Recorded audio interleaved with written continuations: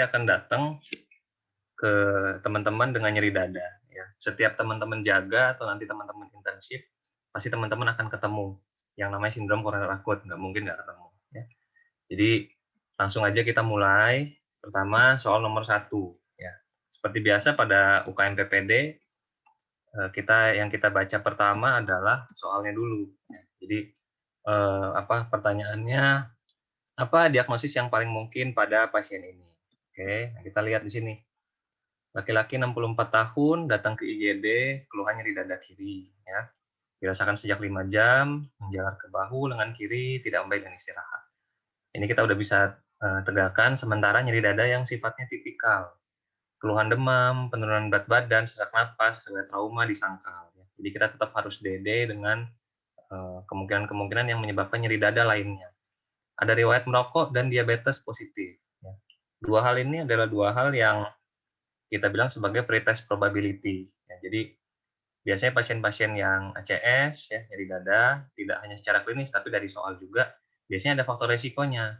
Apakah pasiennya merokok, pasiennya diabetes, atau pasiennya punya hipertensi. Pada pemeriksaan ditemukan tensinya tinggi, ya, nadinya agak cepat, JVP-nya normal, PBS-nya bagus, nggak ada ronki, tidak ada edema pretidial, akramnya hangat, pasiennya tidak syok. Nah, kita akan fokus kepada EKG-nya. Ya, EKG-nya seperti ini, teman-teman. Jadi, nanti kita akan lihat di belakang, ya, apa diagnosis yang paling mungkin pada pasien ini. Nih, ya, tadi udah kita tandain, kita kira-kira poin-poin apa saja yang penting yang akan menegakkan diagnosis kita. Jadi, teman-teman selain lihat dari EKG, teman-teman juga jangan lupa untuk melihat presentasi klinis pasien, anamnesis dan pemeriksaan fisik. Karena yang kita diagnosis adalah pasien, tidak hanya EKG-nya, gitu ya. Nah, kita lihat di sini. Pertama, kalau teman-teman lihat ya secara umum sih EKG, pertama kita lihat iramanya sinus atau tidak. Bagaimana cara menentukan irama sinus? Jadi tentunya yang kita tahu klasik adalah P diikuti dengan QRS. Itu satu. Kemudian yang kedua, yang selama ini masih jadi salah kaprah itu ternyata tidak cukup hanya P diikuti QRS, tapi juga aksis daripada gelombang P. Ya. Jadi kita lihat di sini. Untuk mengetahui dia namanya sinus apa enggak, teman-teman lihat aksis gelombang P-nya. Ya. Jadi tidak hanya aksis dari jantung dari ventrikelnya, tapi teman-teman lihat juga aksis gelombang P-nya. Ya.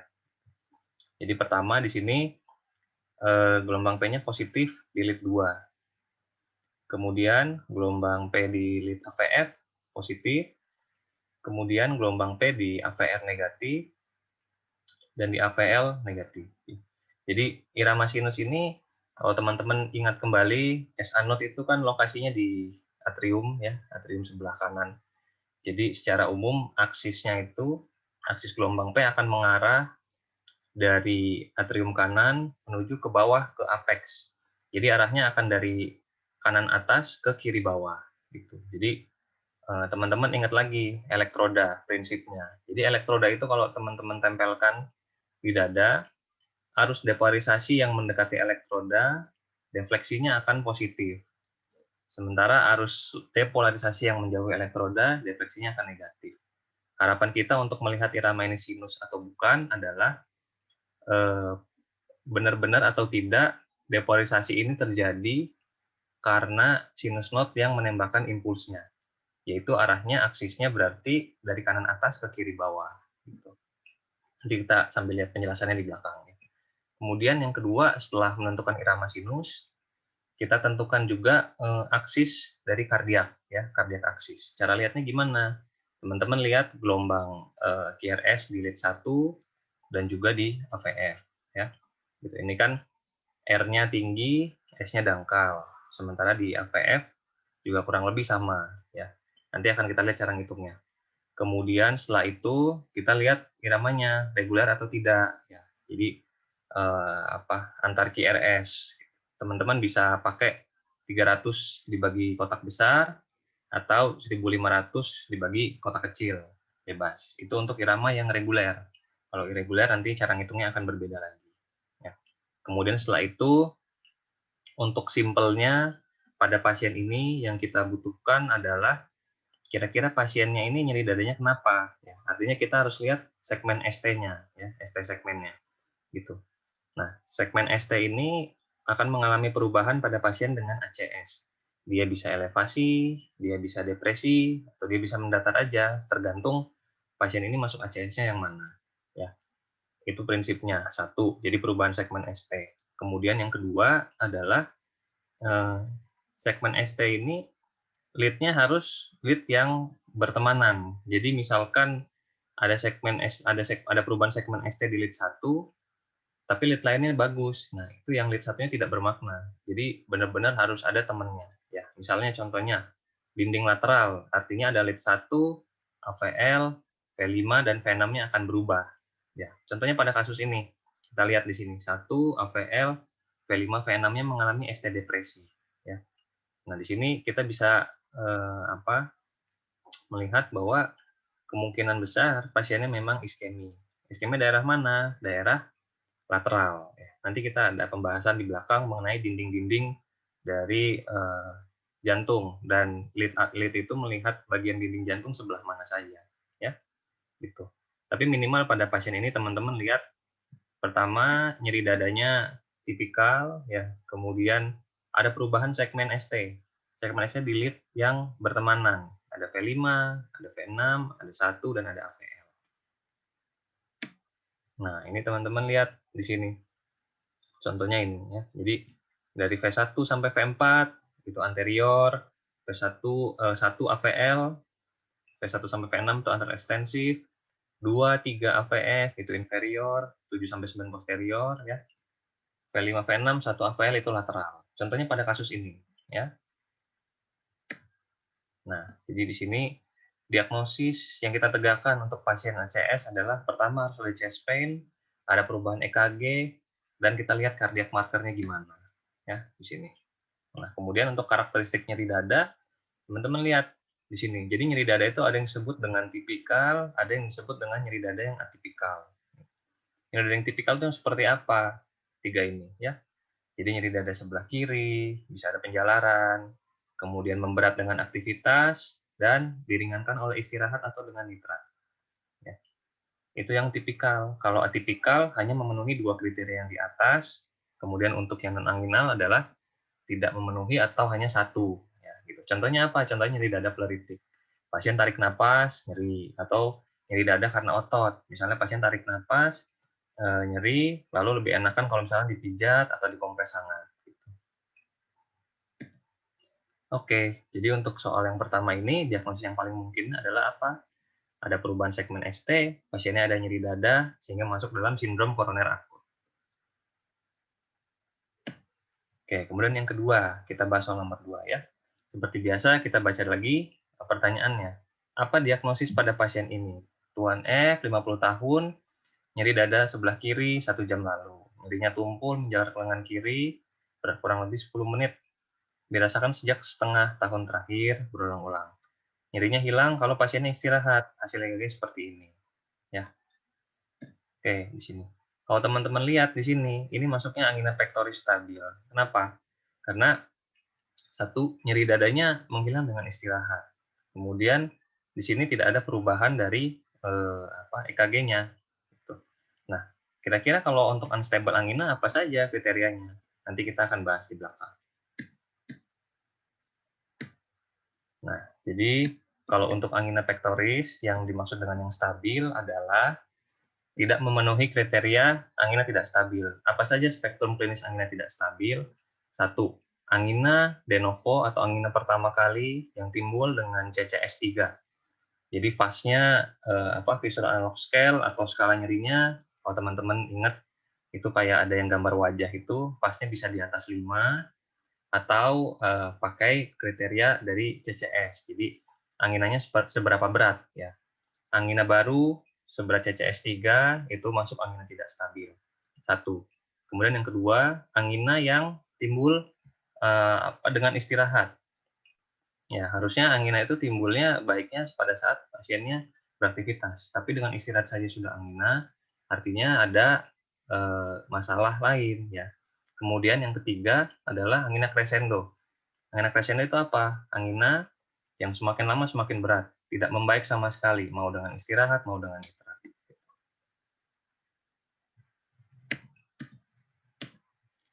Oke, kita lanjut yang soal nomor 3. Untuk soal nomor 3 ini, ya kita lihat di sini.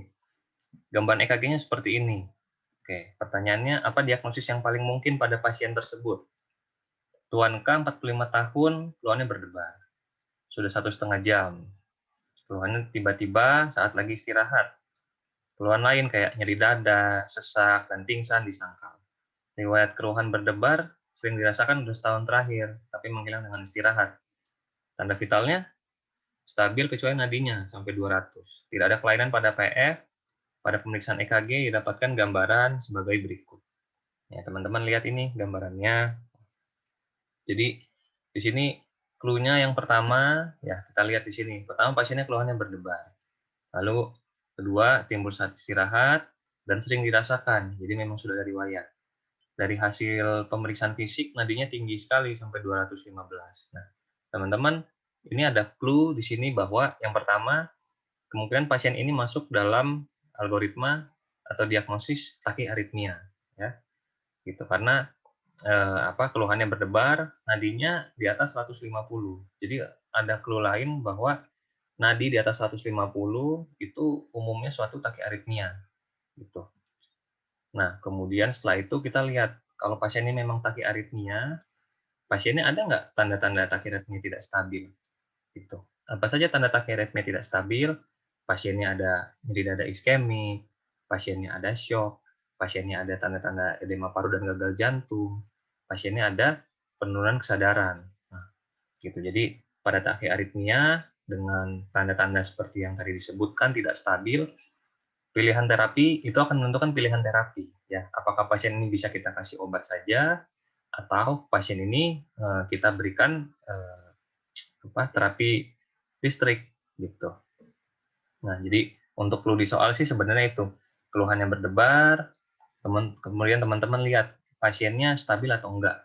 Cari tanda-tanda yang tadi disebutkan, kemudian setelah itu lihat nadinya berapa, ya. Nadinya biasanya clue-nya itu di atas 150 jarang sekali karena hasil yang normal, ya. Biasanya pasti suatu tachyarrhythmia. Kemudian baru teman-teman lihat lagi EKG-nya. Nah, di sini. Kalau untuk pasien ini EKG-nya yang jelas gelombang P-nya susah dinilai, ya.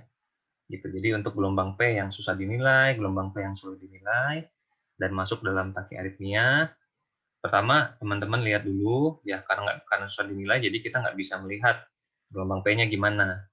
Kemudian teman-teman lihat QRS-nya, ya QRS-nya sempit atau QRS-nya lebar, ya sempit atau lebar. Kemudian setelah itu boleh teman-teman lihat rate-nya berapa, ya. Baru juga dilihat regular atau tidak. Jadi yang pertama teman-teman lihat kalau ada pasien takikardi atau tachyarrhythmia, pertama lihat dulu QRS-nya sempit atau lebar. Kemudian yang kedua, teman-teman lihat QRS-nya RKR-nya regular atau enggak. Gitu. Oke. Nah, setelah itu baru teman-teman bisa menentukan ini arahnya kemana. Nah, jadi ini diagnosis banding yang paling penting ya. Misalkan kita temukan pasien QRS-nya suatu pasien dengan tachyarrhythmia, QRS-nya sempit. Kita tentukan iramanya, reguler atau irregular. Kalau reguler, apakah di SPT atau flutter? Kalau irregular dia masuk AF, ya. Sementara kalau lebar, teman-teman lihat reguler atau irregular. Kalau reguler ya PT, kalau irregular PF. Gitu. Jadi dengan melihat bagan ini, teman-teman udah cukup untuk menguasai atau melakukan tata laksana atau menjawab soal-soal tachyarrhythmia gitu.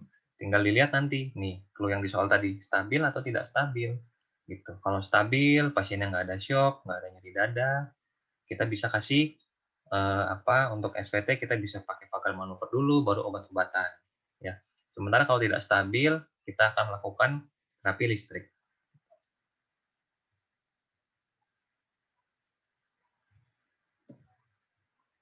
Oke, ini contohnya ya. Jadi untuk yang SVT reguler, ciri-cirinya kompleksnya QRS-nya sempit, ya gelombang P-nya sudah dilihat, heart rate-nya biasanya di atas 150.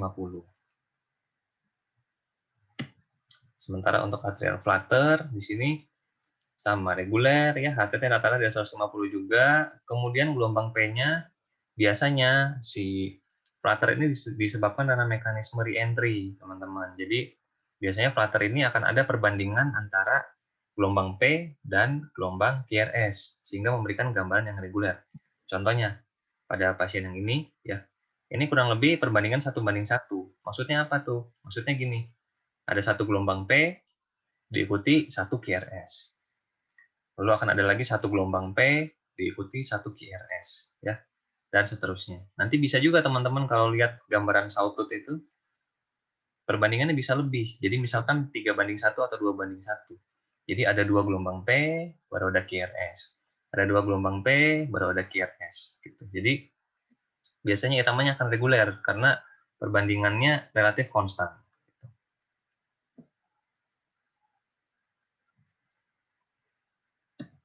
Nah, kalau ini yang atrial fibrilasi ya, ini khas sekali. Irreguler, sudah jelas. Tidak tampak gelombang P dengan baseline yang sangat irreguler. Maksudnya gimana? Jadi, teman-teman tadi kalau udah melihat QRS-nya sempit, lalu ini kok QRS-nya sempit, terus ternyata iramanya irreguler ya. Lihat jarak R ke R-nya kacau nih. Ini paling kelihatan ya. Kemudian baseline-nya, baseline itu maksudnya apa? Maksudnya baseline itu adalah interval PR. Jadi teman-teman lihat interval PR-nya ini. Ini ya. Gelombang P-nya sulit dinilai, sehingga disebut juga interval PR-nya atau baseline-nya nggak rata, nggak garis isoelektrik, berbeda dengan ini. Nanti kalau teman-teman lihat, nggak ada ya contohnya. Nanti teman-teman lihat di irama sinus ya, interval PR itu rata gitu. Cuman kalau pasien dengan atrial fibrilasi, karena saking banyaknya impuls di atrium, karena atriumnya mengalami fibrilasi, sehingga baseline ini tidak akan datar. Biasanya akan cenderung bergerigi ya, seperti ini. Ini dia. Gitu. Tapi kita nggak bisa menentukan ini gelombang P apa bukan. Gitu. Untuk atrial fibrilasi, clue yang paling penting adalah irama yang irreguler. Kemudian QRS-nya sempit, ya dengan baseline yang tidak rata, gelombang P-nya sulit dinilai. Gitu. Oke. Oke, kita lanjut ke nomor 4. Pertanyaannya, kemungkinan gambaran EKG yang timbul adalah apa? Tuan D, 45 tahun, datang ke IGD, sesak keluhannya. Tidak membaik dalam posisi duduk, ada DOE, ya dari hipertensi, ada DM. Ada pada pemeriksaan fisik, teman-teman ketemu tensinya 150, JVP-nya meningkat, bunyi jantungnya ya ektoscordisnya melebar ya, titik edem ada, ronki-bas halus di kedua lapang paru. Diagnosisnya adalah CHF. Kemungkinan gambaran EKG yang timbul adalah apa? Nah, jadi teman-teman di sini bisa melihat bahwa satu pasiennya keluhannya sesak, tidak membaik dalam posisi duduk, ada DOE. Jadi secara klinis dari soal ini menunjukkan bahwa pasiennya mengalami gagal jantung. Ya, kemudian apa sih tanda daripada gagal jantung? Secara EKG apa aja yang bisa kita temukan? Ya. Salah satu kriteria yang kita pakai, teman-teman nanti lihat ada untuk menentukan pembesaran ventricle. Ya. Apakah LVH atau left ventricular hypertrophy atau RVH, right ventricular hypertrophy. Pada kasus yang klasik yang pada umumnya ditemukan, ya di soal-soal pasien dengan PPOK ya atau TB paru lama, kemudian pasiennya sesek, kakinya edem, JVP-nya naik, itu biasanya soal sudah akan menunjukkan bahwa pasien ini ada pertama masalah primernya paru-paru, selanjutnya ditanya kira-kira apa yang menyebab masalah paru-paru ini komplikasinya akan jadi apa gitu. Teman-teman ingat bahwa PPOK ujung-ujungnya akan menjadi cor pulmonale bila tidak ditangani dengan maksimal. Tapi tidak hanya PPOK, ternyata pasien-pasien yang TB yang lama juga dengan sequel lama-lama bisa jadi cor pulmonale juga. Gitu.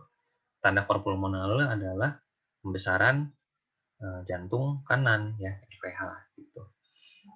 Itu gambaran di soal si klasiknya. Kemudian kalau untuk gagal jantung kiri ini klasik sekali, pasiennya biasanya hipertensi, ada pemeriksaan ada edema paru, ada ronki di mana-mana ya.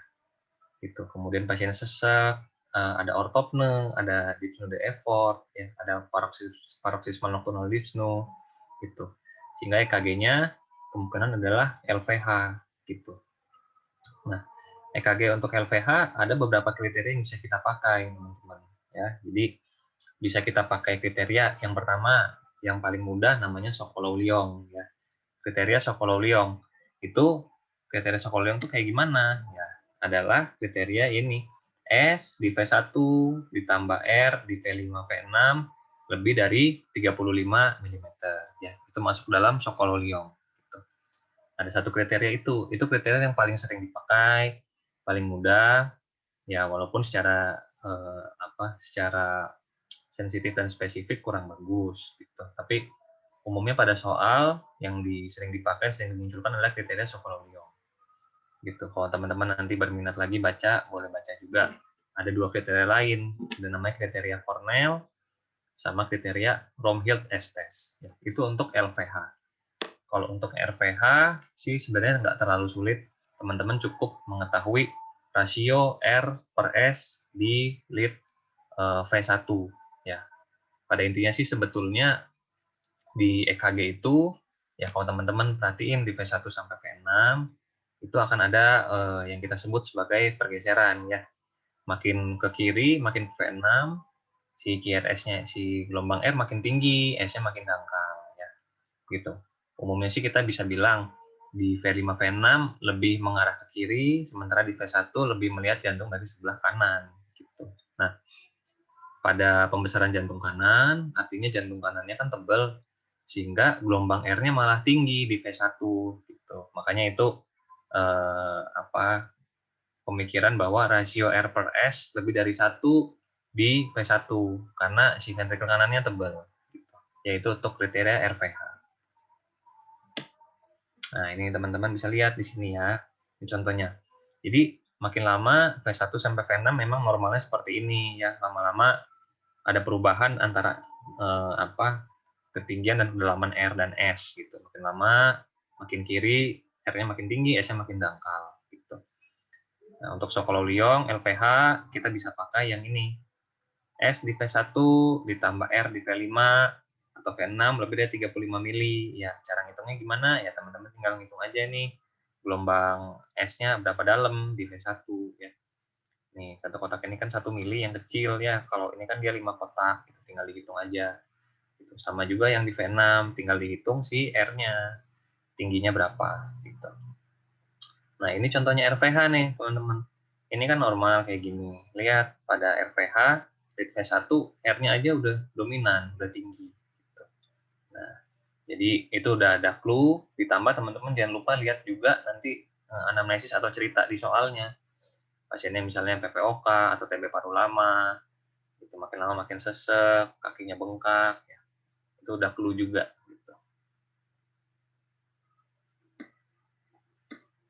Oke, kita lanjut ke nomor 5. Ini apakah diagnosis yang paling tepat pada kasus di atas? Ya.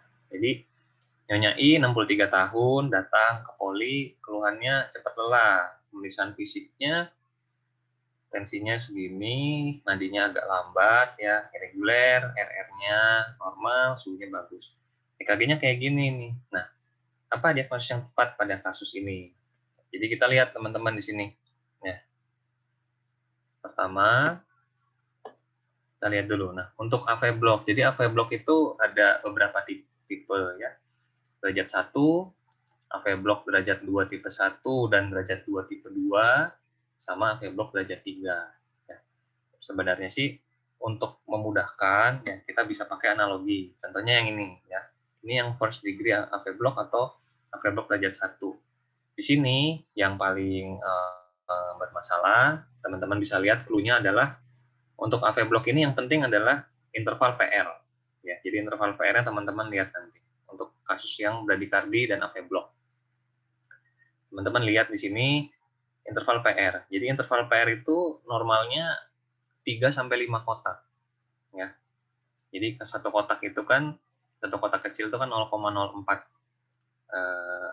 second. Jadi kalau 3 sampai 5 berarti 0,12 sampai 0,2 detik gitu. Jadi teman-teman lihat untuk yang first degree AV block atau AV block derajat 1 ya di situ PR intervalnya konstan lebih dari 0,2 ya, atau lebih dari 5 kotak gitu. Dan dia nggak ada perubahan, dia tetap P diikuti dengan QRS ya. Jadi ibaratnya orang pacaran, cuman ini ya mungkin masih anggaplah lagi ngambek-ngambekan ya. Jadi jaraknya agak jauh, tapi belum putus. Gitu. Jadi P selalu diikuti QRS. Walaupun interval PR-nya agak memanjang ya, agak jaga jarak. Gitu. Nah, kita lihat di sini untuk yang AP block derajat 2 tipe 1. Ada juga yang derajat 2 tipe 2. Ya. Sama, clue-nya teman-teman lihat di interval PR juga. Ya. Jadi, kalau untuk yang derajat 2 tipe 1, teman-teman, interval PR-nya memanjang progresif, kemudian diikuti dengan drop beat. Ya. Jadi, teman-teman lihat di sini. Ya. Interval PR yang ini dibandingkan dengan yang ini, dibandingkan dengan yang ini, semakin lama semakin panjang. Panjang, panjang, panjang, lalu terakhir ini ada gelombang P, QRS-nya hilang, gitu ya. Jadi untuk yang derajat 2 tipe 1, analoginya sih ya sama kayak pacaran juga ya, jauh, jauh, jauh, lama-lama putus gitu. Tapi masih ada kesempatan untuk nyambung lagi, connect lagi gitu. Jadi intinya adalah clue-nya adalah interval P untuk AV block derajat 2 tipe 1 yaitu pemanjangan interval PR progresif diikuti dengan drop beat ya, kadang-kadang tidak diikuti dengan QRS gitu. Sementara untuk yang derajat 2 tipe 2 ya, di sini interval PR-nya konstan. Jadi nggak ada jaga jarak ya, sama aja. Masalahnya adalah interval PR si gelombang P kadang-kadang tidak diikuti dengan QRS gitu. Jadi kalau yang ini masih ngambek-ngambek lama-lama jauh, sementara kalau ini nggak ada angin, nggak ada hujan, tiba-tiba hilang nih, gitu. Habis itu balik lagi, ya, gitu. Bedanya itu. Nah, ini udah yang kasus yang berat ya, third degree AV block. Teman-teman lihat di sini, third degree AV block pada intinya adalah tidak ada hubungan antara gelombang P dan gelombang QRS. Dengan kata lain, tidak ada hubungan antara atrium dengan ventricle. Ya, jadi ini gelombang P, ada gelombang P di sini, gelombang P lagi, gelombang P lagi, ya. Ini gelombang P juga, ini gelombang P, ya. Ini QRS, QRS, QRS. Memang sekilas, contohnya pada contohnya pada beat yang ini, ya. Teman-teman lihat, kadang-kadang seakan-akan ada hubungan antara P dengan QRS. Padahal sebenarnya kalau teman-teman lihat, interval P ke P, ya P ke P, P ke P, dan interval QRS ke QRS, gitu. Jadi mereka punya intervalnya masing-masing. Ada interval PP, ada interval QRS. Intinya adalah tidak ada hubungan antara gelombang P dan gelombang QRS atau atrium dengan ventricle.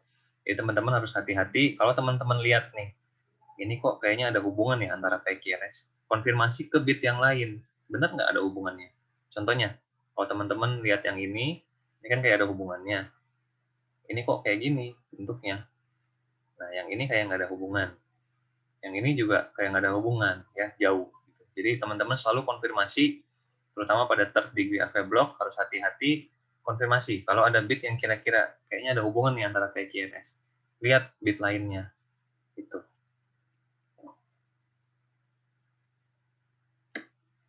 Oke, jadi pada kasus tadi kita AV block derajat 3. Ya.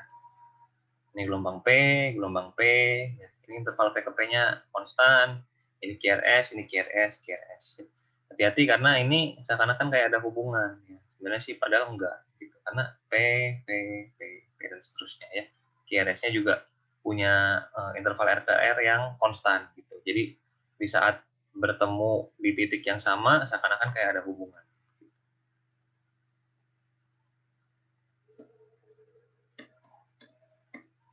Oke, nomor 6. Nah, ini. Diagnosis yang paling tepat pada pasien, Tuan H, 40 tahun, ke UGD, mulai merasa lelah sejak 2 bulan, berdebar tidak ada, pusing tidak ada. NTV-nya tensi bagus, nadinya lambat, respirasi bagus, suhunya bagus. Pada penulisan EKG, ditemukan gambaran seperti ini. Apa diagnosis pada pasien? Nah, ini udah dikasih clue juga ya. Teman-teman lihat di sini. Ya, ini gelombang P, gelombang P, gelombang P, gelombang P ya. Sini. Secara kasat mata sih kelihatan ya pemanjangannya ya. Interval PR-nya teman-teman lihat gitu ya. Makin lama ya, makin panjang ya.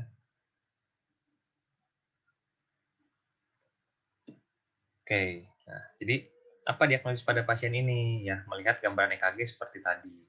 Kembali lagi ke penjelasan yang sama ya. Teman-teman lihat. Nah, ini kita masuknya kepada AV blok derajat 2 mobil 1 ya. Tadi yang 2 mobil 1 makin lama makin panjang, kemudian ditinggal ya. Ini panjang, makin panjang, habis itu ditinggal. Habis P, kirisnya nggak ada.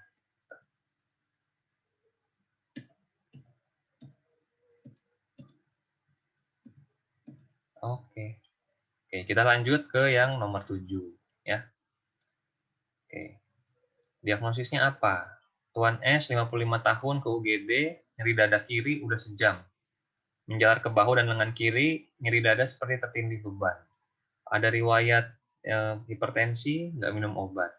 Pemeriksaan fisik, tensinya tinggi sekali, nadinya bagus ya, dan lain-lain bagus. Pemeriksaan EKG-nya ketemu apa? Ya. Teman-teman lihat nih secara anamnesis, dari soal udah dikasih clue nih. Nyeri dada, udah sejam yang lalu, menjalar ya, tipikal. Kalau dia punya faktor risiko ada hipertensi, ya. Kemudian kasih gambar EKG. Ini. Nah, gambar EKG ini nanti kalau pasien-pasien ACS poinnya adalah selain tadi keluhan-keluhan nyeri dadanya tipikal atau tidak ya. Teman-teman lihat juga di EKG-nya tadi jangan lupa dinding-dinding mana saja yang terkena. Pasangannya mana aja. Lead ini melihat dinding sebelah mana, lead ini melihat dinding sebelah mana. Clue-nya di situ. Jadi pada pasien ini kalau kita lihat kita misalnya mau lihat dinding lateral ya. Dinding lateral adalah 1 VL V5 V6. Kita lihat di sini. Satunya oh ada ST elevasi. AVL-nya juga sama. Kita lihat temannya V5 V6 ya. Belum terlalu kelihatan ya. Gitu. Kita lihat dinding lain, dinding inferior. Dinding inferior lead-nya tadi adalah 2, 3 dan AVF ya. Sini oh ada depresi. Di sini juga ada ST depresi ya. Teman-teman lihat di sini. 1 AVL V56 ada elevasi. 2, 3 AVF-nya ada depresi ya. Yang mana yang teman-teman ambil? Yang teman-teman ambil adalah yang mengalami ST elevasi. Kenapa kok gitu? Karena kemungkinan di lead inferiornya ya itu mengalami yang kita sebut sebagai mirror. Di mana ada ST elevasi, pasti ada ST depresi di suatu tempat yang lain ya. Jadi boleh teman-teman nambahin catatan ada yang kita sebut sebagai mirroring image ya. Di mana ada ST elevasi, biasanya akan diikuti dengan mirroring yaitu ST depresi di lead lain. Contohnya, kalau ada ST elevasi di lead lateral, biasanya akan diikuti dengan ST depresi atau mirroring di lead inferior. Dan juga sebaliknya, kalau ada ST elevasi di lead inferior, akan diikuti dengan ST depresi di lead yang lateral. Gitu. Ada di mana lagi kondisi seperti itu mirroring? Contohnya adalah di STEMI posterior. Ya. Jadi teman-teman ingat STEMI posterior. Ya. Posterior gitu. Kalau V1 sampai V6 yang anterior kan adalah yang V3 dan dan yang V4 gitu. Jadi teman-teman ingat kalau ada saya ketemu ST depresi misalkan di soal gitu ada ST depresi di V3, V4 ya. Teman-teman boleh memikirkan suatu STEMI yang posterior. Kenapa? Karena bisa jadi ST depresinya ini ya contohnya di kasus ini nih ada ST depresi bisa jadi disebabkan oleh STEMI di posterior ya. Jadi ini adalah mirroringnya gitu. Jadi mirroring bisa terjadi pada dinding mana aja. Dinding lateral dengan dinding inferior pasangannya, dinding posterior dengan dinding anterior pasangannya. Oke, diagnosisnya apa? Gitu ya. Tadi kita sudah lihat, teman-teman. Kita kembali lagi ya untuk ACS, teman-teman udah paham. Oke. Nah, kita lihat aja di sini ya. Oke, boleh kita sambil bahas juga tata laksananya ya. Sebenarnya umumnya tata laksana yang kita kerjakan, kita pakai guideline yang terbaru yang dari ESC ya. Kita sebutnya sudah bukan door to middle atau door to balloon lagi. Kita sebutnya sebagai litik bolus atau wire crossing.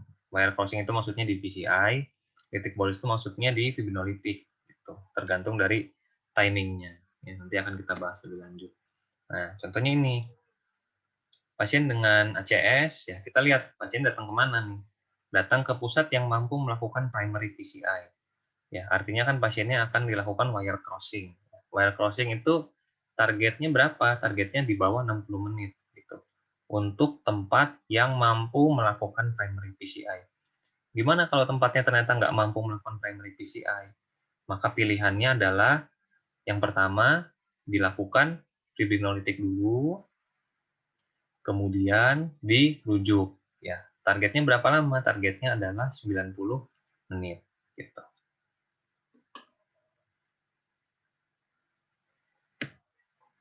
Nah, kemudian di sini kita bahas juga fibrinolitik ya sekilas. Jadi untuk fibrinolitik ini kita bisa lihat di sini ada dua obat yang umumnya dipakai di Indonesia. Ada alteplase, ada streptokinase.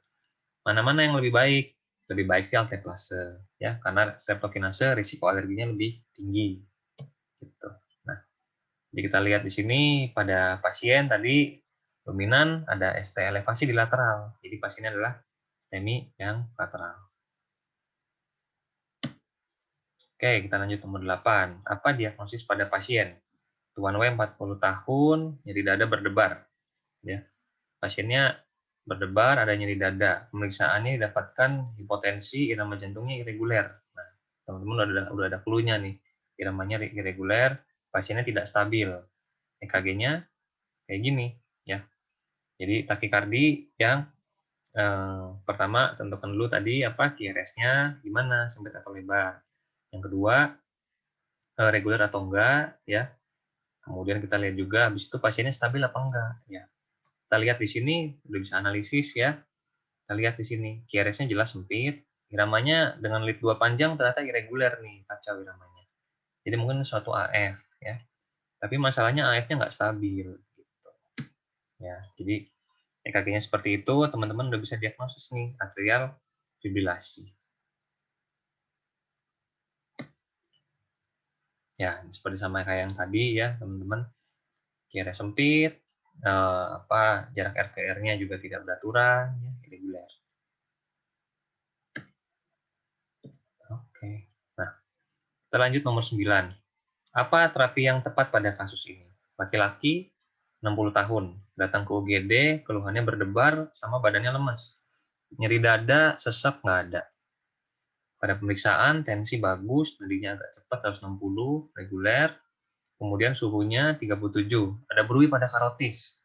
Nah, itu hasil pemeriksaan EKG, gambarnya seperti di bawah ini. Nah, teman-teman lihat. Pertama, QRS-nya sempit, lalu jarak R ke R-nya ini reguler, ya. Gelombang P-nya sulit dinilai. Dan pasiennya secara soal tadi anamnesisnya stabil.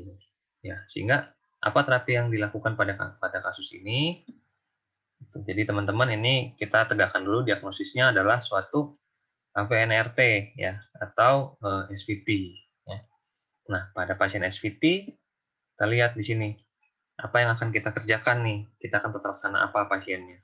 Jadi pada pasien SVT ya tachyarrhythmia yang stabil kita lakukan pertama adalah pijat karotis dulu ya, carotid massage.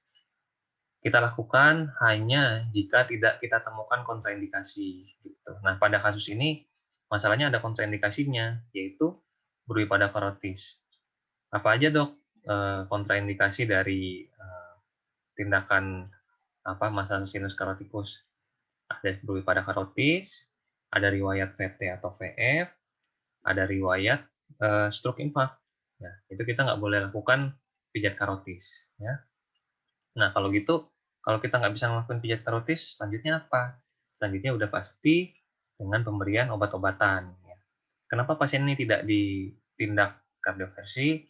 Karena yang tadi pasiennya stabil, ya. Oke. Sama ya seperti tadi. Nah, ini contoh yang VT ya, QRS-nya lebar teman-teman ya.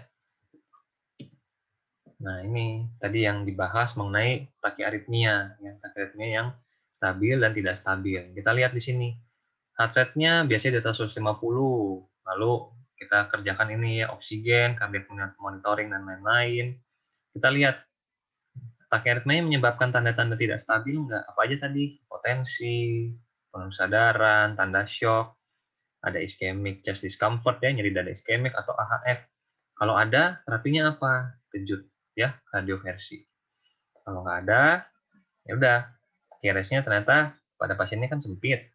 Kita bisa lakukan ini ya. Vagal manuver ternyata ada kontraindikasi. Jadi yang kita lakukan adalah pemberian adenosin sebagai first line-nya. Gitu.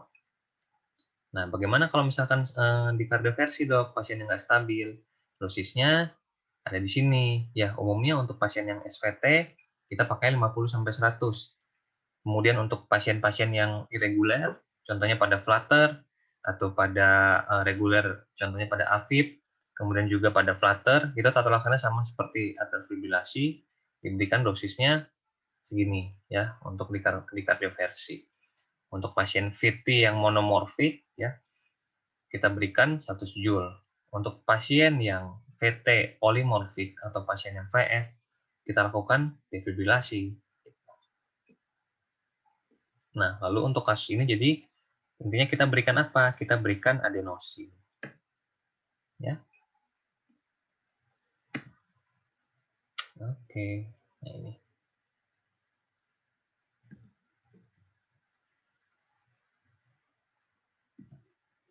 Oke, nomor 10, kita lanjut lagi.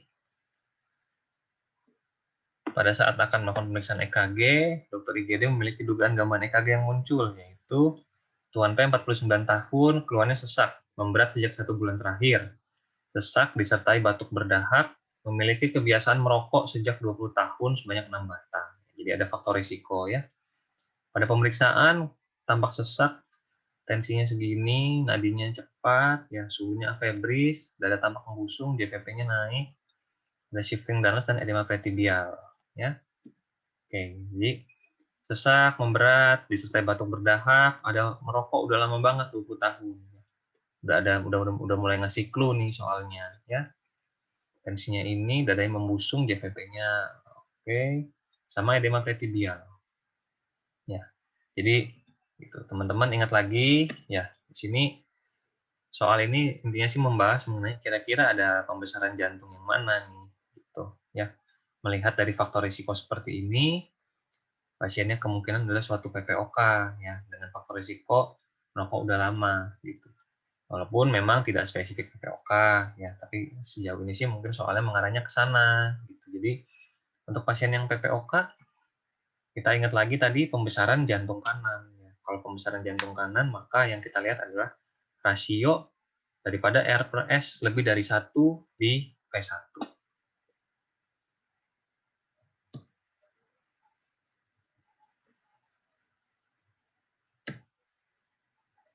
Oke.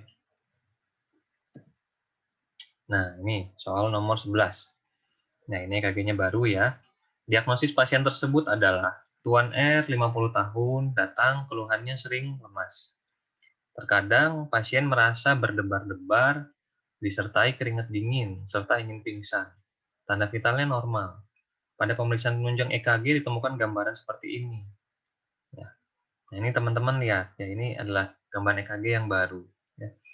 Intinya teman-teman tadi udah ingat bahwa pasien takiaritmia itu kalau QRS-nya sempit, sumbernya kemungkinan supraventrikel, ya, atrial fibrilasi, atrial flutter, SVT atau AVNRT, ya, sinus takikardi. Sumbernya adalah supraventrikular. Sementara QRS yang lebar, sumbernya adalah ventrikular. Contohnya apa? VT, ya, VF, gitu. Nah, hal itu juga bisa kita temukan pada pasien dengan misalkan gagal jantung ya, atau riwayat penyakit paru-paru atau riwayat hipertiroid. Ya, contohnya di soal ini teman-teman lihat ada P diikuti QRS yang sempit, ya P diikuti QRS yang sempit, tapi kadang-kadang ada satu satu satu gini ya, QRS-nya lebar dan tidak ada gelombang P-nya, nggak kelihatan di depan sini, ya nggak ada gelombang P-nya gitu. Nah, ini disebut sebagai apa? Ini disebut sebagai ventricular extrasystole, ya gitu. Jadi karena QRS-nya lebar, gelombang P-nya tidak terlihat, kita sebut sebagai suatu ventricular extrasystole. Gitu.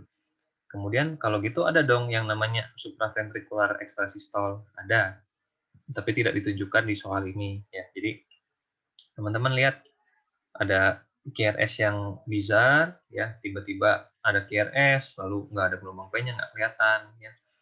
Ini kita sebut sebagai ventricular extrasystole.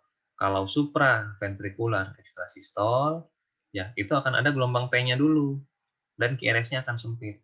Berarti yang aneh apa? Yang aneh gelombang P-nya. Ya, jadi kalau ventrikular yang aneh kan QRS-nya yang muncul. Sementara kalau supraventrikular gelombang P-nya aneh. Jadi kita lihat di sini. Ini kan ada gelombang P, ada gelombang P, tiba-tiba nanti ada gelombang P yang memotong jarak R ke R. Jadi tiba-tiba ada gelombang P diikuti dengan QRS. QRS-nya sih sempit, tapi gelombang P-nya bentuknya aneh gitu.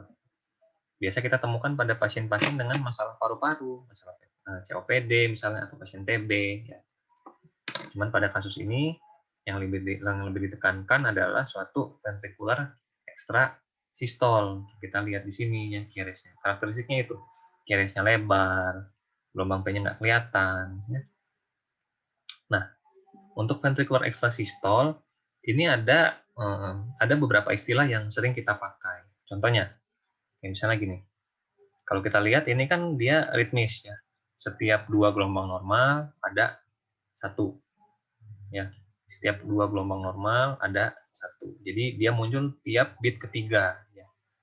Jadi kita sebut sebagai suatu ventricular extrasystole yang trigemini. Ya, artinya dia muncul tiap beat ketiga. Ya, gitu. Kalau tiap beat keempat namanya quadrigemini. Kalau tiap beat kedua namanya bigemini. Gitu ya. Jadi tergantung dia munculnya di bit keberapa. Muncul di bit kedua bigemini, di bit ketiga trigemini, bit keempat quadrigemini gitu ya. Kemudian setelah itu gimana kalau misalkan ada VS lalu di belakangnya ada VS lagi. Kalau pasien ini kan ada P QRS-nya ada 2, ada VS, habis itu lanjut sinus lagi normal ya. Gimana kalau ternyata belakangnya mirip nih kayak dia lagi. Jadi kayak VS lalu VS lagi. Itu kita sebut sebagai kuplet ya istilahnya. Jadi dia berbarengan gitu, gandengan, namanya kuplet ya. Nah, kemudian fenomena yang paling ditakutkan sebenarnya oleh dokter-dokter waktu jaga IGD ya adalah kalau VES ini munculnya di gelombang T. Jadi dia munculnya sini, nabrak gelombang T ini ya. Nabrak di sini di gelombang T ini. Kalau ini kan dia satu siklus jantungnya udah beres nih, P, QRS, T, baru dia muncul. Tapi kalau ini munculnya maju ke sini ya di gelombang T, kita sebut sebagai PS dengan fenomena R on T ya atau R on T gitu. Itu risiko sekali untuk terjadi torsade de Pointes ya. Gitu. Jadi tadi ada 3 istilah ya. Ada masalah berapa kali dia muncul, ya yang belakangnya mini-mini ya. Kemudian ada masalah kalau dia munculnya barengan namanya apa? Kuplet ya. Kemudian ada masalah juga kalau dia muncul di gelombang T namanya apa? Namanya R on T ya. Fenomena R on T itu fenomena yang paling bahaya. Kita lihat di sini ada pilihan lain ternyata. Blok AV derajat 3 enggak, karena kan ini masih ada hubungannya ya, gitu. VS triplet nggak ada ya. Jadi ada kuplet. Kalau misalkan ada 3 berbarengan nih, 1, 2, kalau ada 2 kan kuplet. Kalau ada 3, ada satu lagi nih, 3 gitu. Namanya bukan triplet ya, namanya salvo gitu. Oke, nah namanya salvo, jadi terusan gitu. Bahkan kalau dia makin banyak ya, kita sebutnya sebagai non sustain VT ya, di bawah 30 detik gitu. Tapi teman-teman yang paling sering muncul sih itu yang mini-mini tadi, kemudian kuplet atau salvo, ya, kemudian R on T. Ya. Setelah itu pilihan lain ada PVC begini sama aja ya. Jadi nama lainnya itu ada VS, kita boleh sebut juga sebagai VPD ya. Ada juga kita sebut juga sebagai PVC gitu. Sama aja. Yang beda cuma satu ini tadi, SVES ya, supraventricular extrasystole. Karena dia supraventrikular, masalahnya bukan QRS, biasanya QRS-nya akan sempit, masalahnya di gelombang P-nya. P-nya biasanya aneh bentuknya.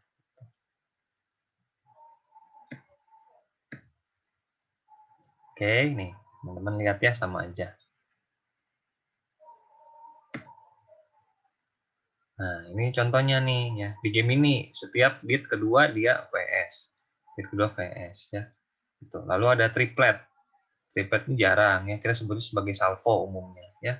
Kemudian setelah itu ada multifocal PVC. Multifocal maksudnya apa? Jadi bentuk daripada VS-nya. Teman-teman lihat contohnya pada ini. Bentuknya sama nih. Sama-sama aja kan nggak ada perubahan tuh VS-nya. QRS-nya naik semua. Ini juga sama. Tapi kalau pada multifocal bentuknya aneh. Yang satu QRS-nya naik, yang satu R-nya si S-nya dalam gitu. Jadi ini dua bentuk yang berbeda, makanya namanya multifocal gitu. Nah, kalau ini kuplet ya. Oke. Nah, kita lanjut ke nomor 13, nomor 12. Diagnosis pada pasien ini adalah Tuan E 52 tahun, keluhannya nyeri dada, udah 5 jam yang lalu menjalan ke tangan kiri, tidak hilang dengan istirahat. Udah minum ISDN, belum menghilang. EKG-nya terinversi di lid inferior. Pemeriksaan troponin normal. Jadi kita ingat lagi tadi mengenai ACS. Ya. Apakah ada extra segment elevation? Kalau ada, masuk STEMI. Kalau nggak ada, lihat cardiac enzimnya naik atau enggak. Kalau nggak naik, masuk UAP. Kalau naik, masuk NSTEMI. Ya. Oke, jadi pada pasien ini masuknya UAP karena ada perubahan EKG, ada nyeri dada, tapi enzim jantungnya normal. Nah, masuk ke soal nomor 13. Oke, nomor 13 ini, apakah efek samping obat yang meningkatkan toksisitas digitalis pada kasus tersebut? Oke, Nyonya G, usia 56 tahun, datang ke IGD, keluhannya lemas, tidak bertenaga, sempat pingsan sejam lalu. Penderita hipertensi, saat ini menjalani terapi kombinasi furosemid dan digoxin selama 1 tahun terakhir. Hasil EKG-nya kayak gini. Nah, oke, maka diagnosis dari teman-teman ya. Ini intinya sih dia sudah ngasih clue di soalnya ya, teman-teman. Kita lihat di sini.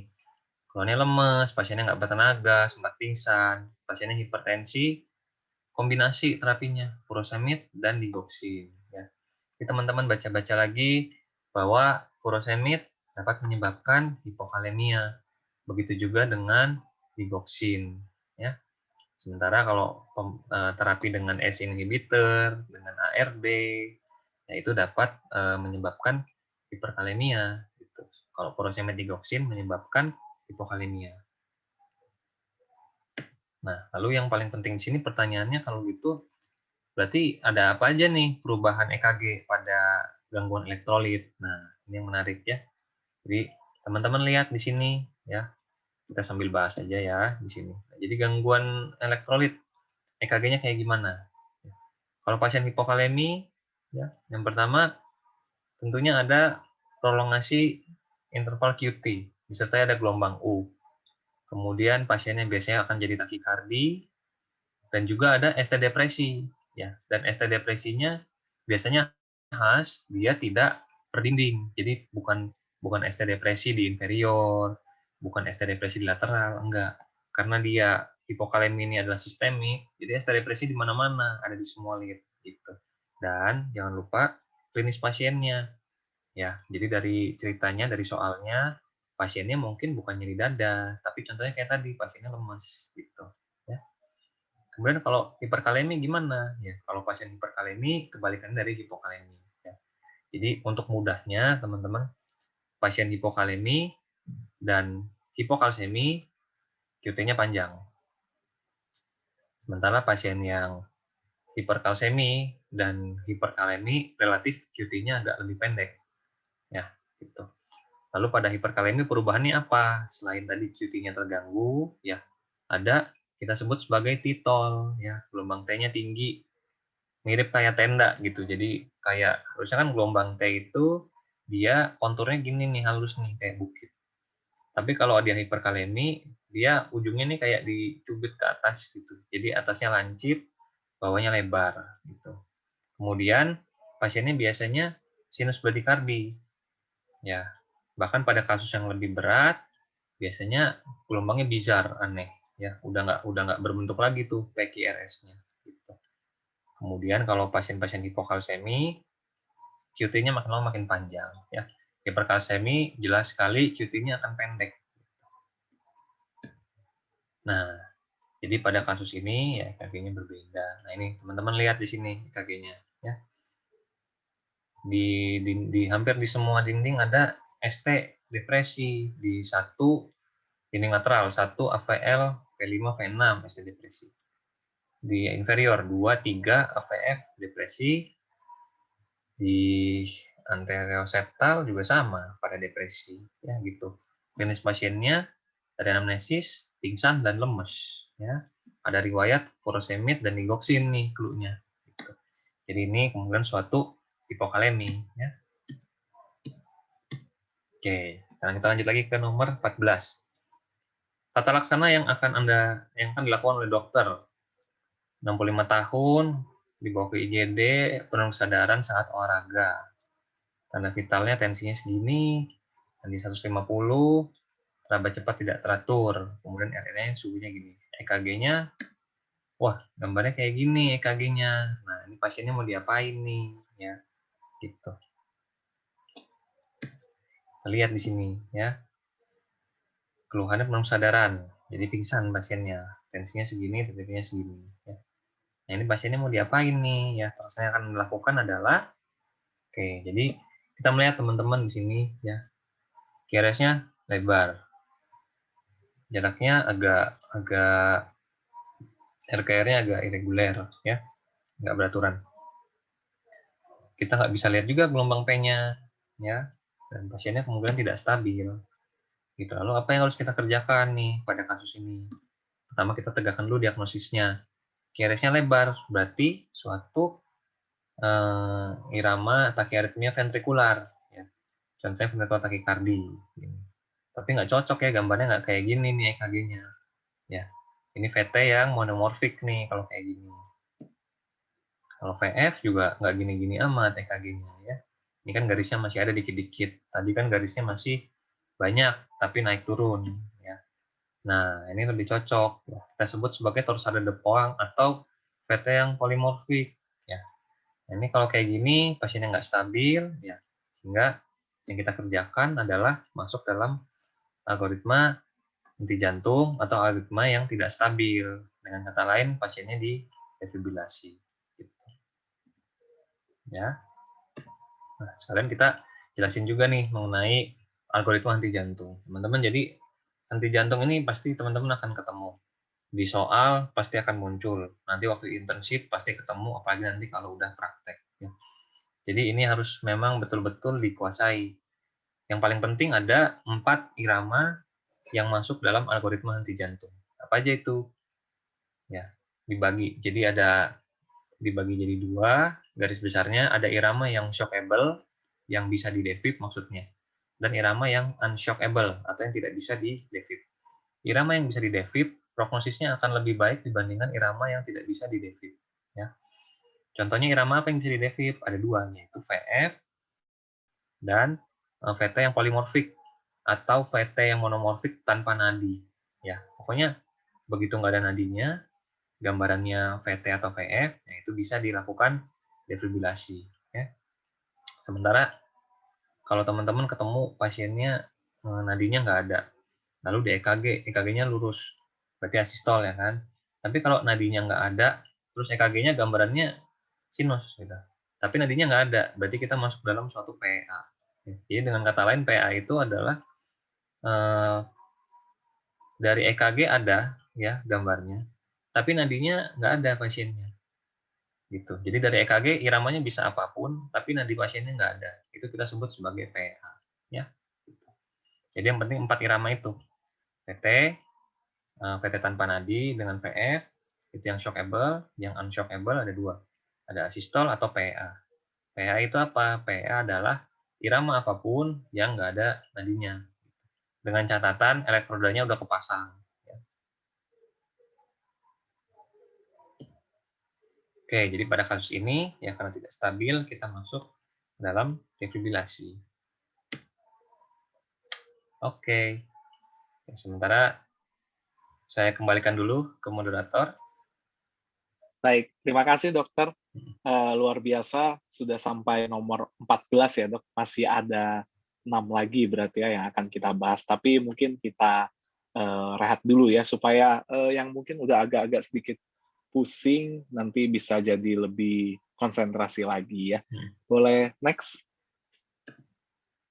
Ya, jadi mengingatkan kepada teman-teman sekalian, jikalau teman-teman masih belum join Telegram dari Meshwork, di sini ID-nya ada nih ya, ID-nya adalah Meshwork.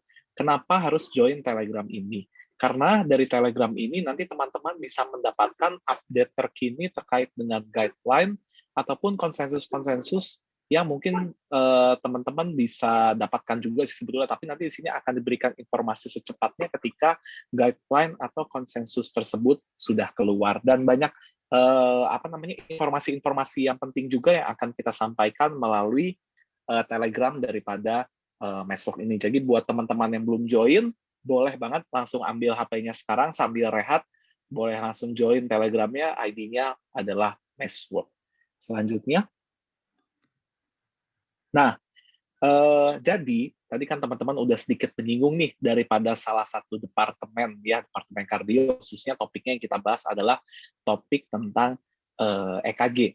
Nah, buat teman-teman, kita akan mengadakan departemen kelas yang selanjutnya yaitu gelombang ke-6.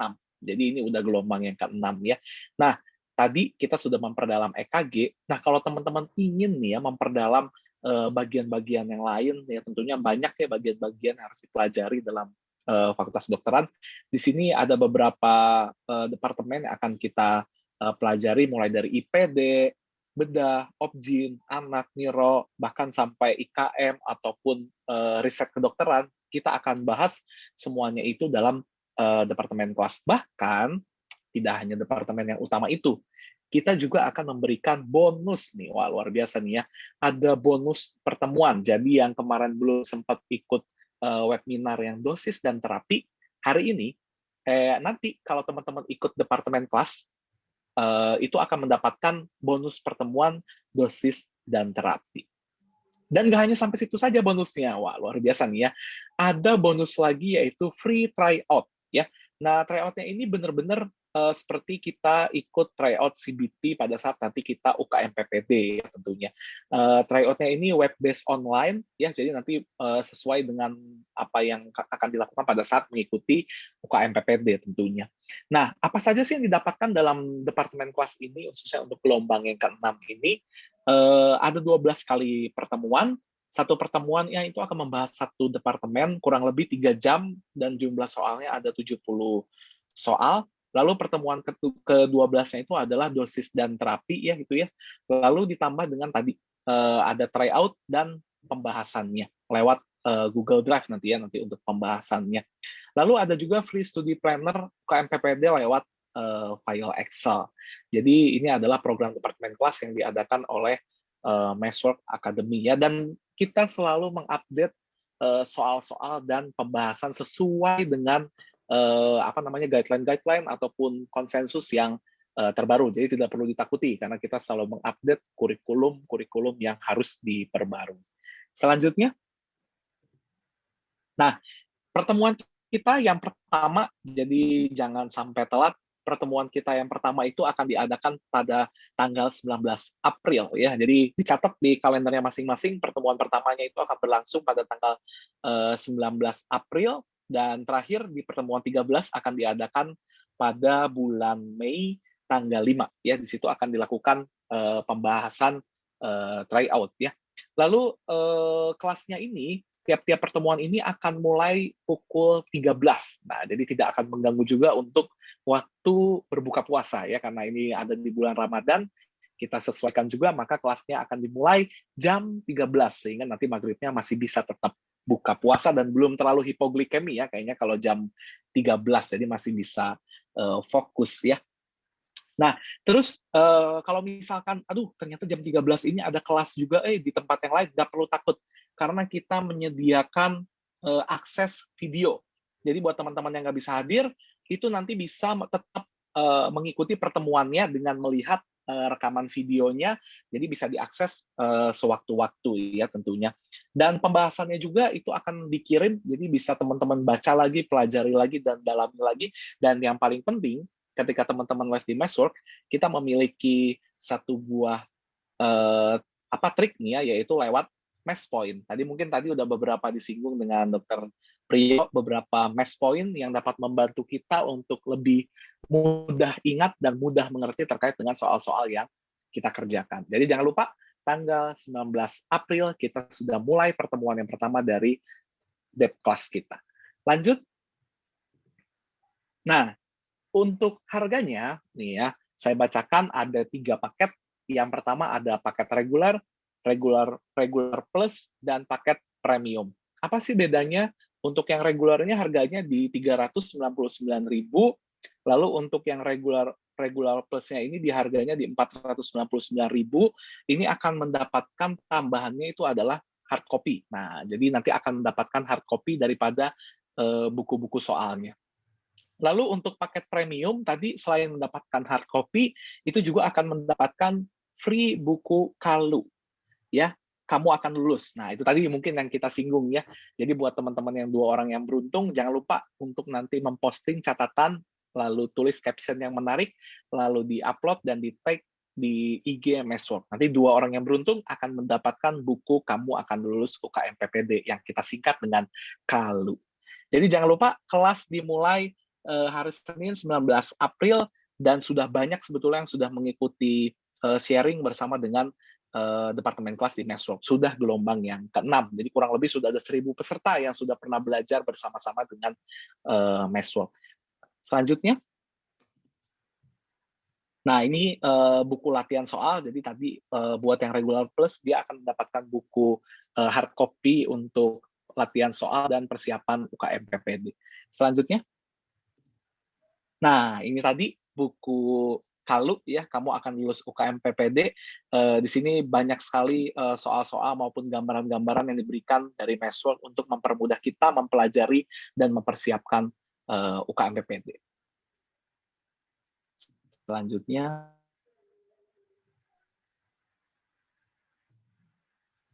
ya, jadi tunggu apa lagi? Segera daftar. Kalau ada yang nanya gimana cara daftarnya, boleh langsung buka Instagram Meshwork, lalu di bawahnya itu ada bio link, lalu langsung klik bio linknya dan klik daftar Departemen Kelas gelombang yang ke-6.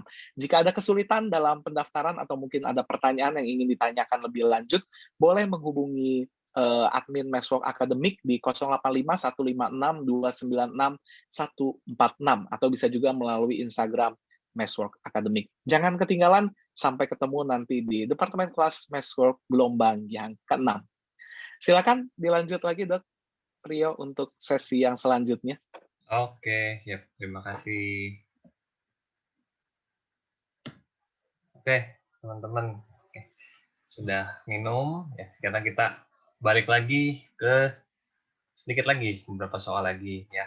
Mudah-mudahan teman-teman semakin ada gambaran, ya, ada pemahaman. Yang penting adalah bukan menghafal, tapi adalah konsep dan pola berpikir. Ya. Jadi karena kedepannya teman-teman selain mengerjakan soal UKM PPD, tentunya akan berhadapan juga dengan pasien di klinis. Ya.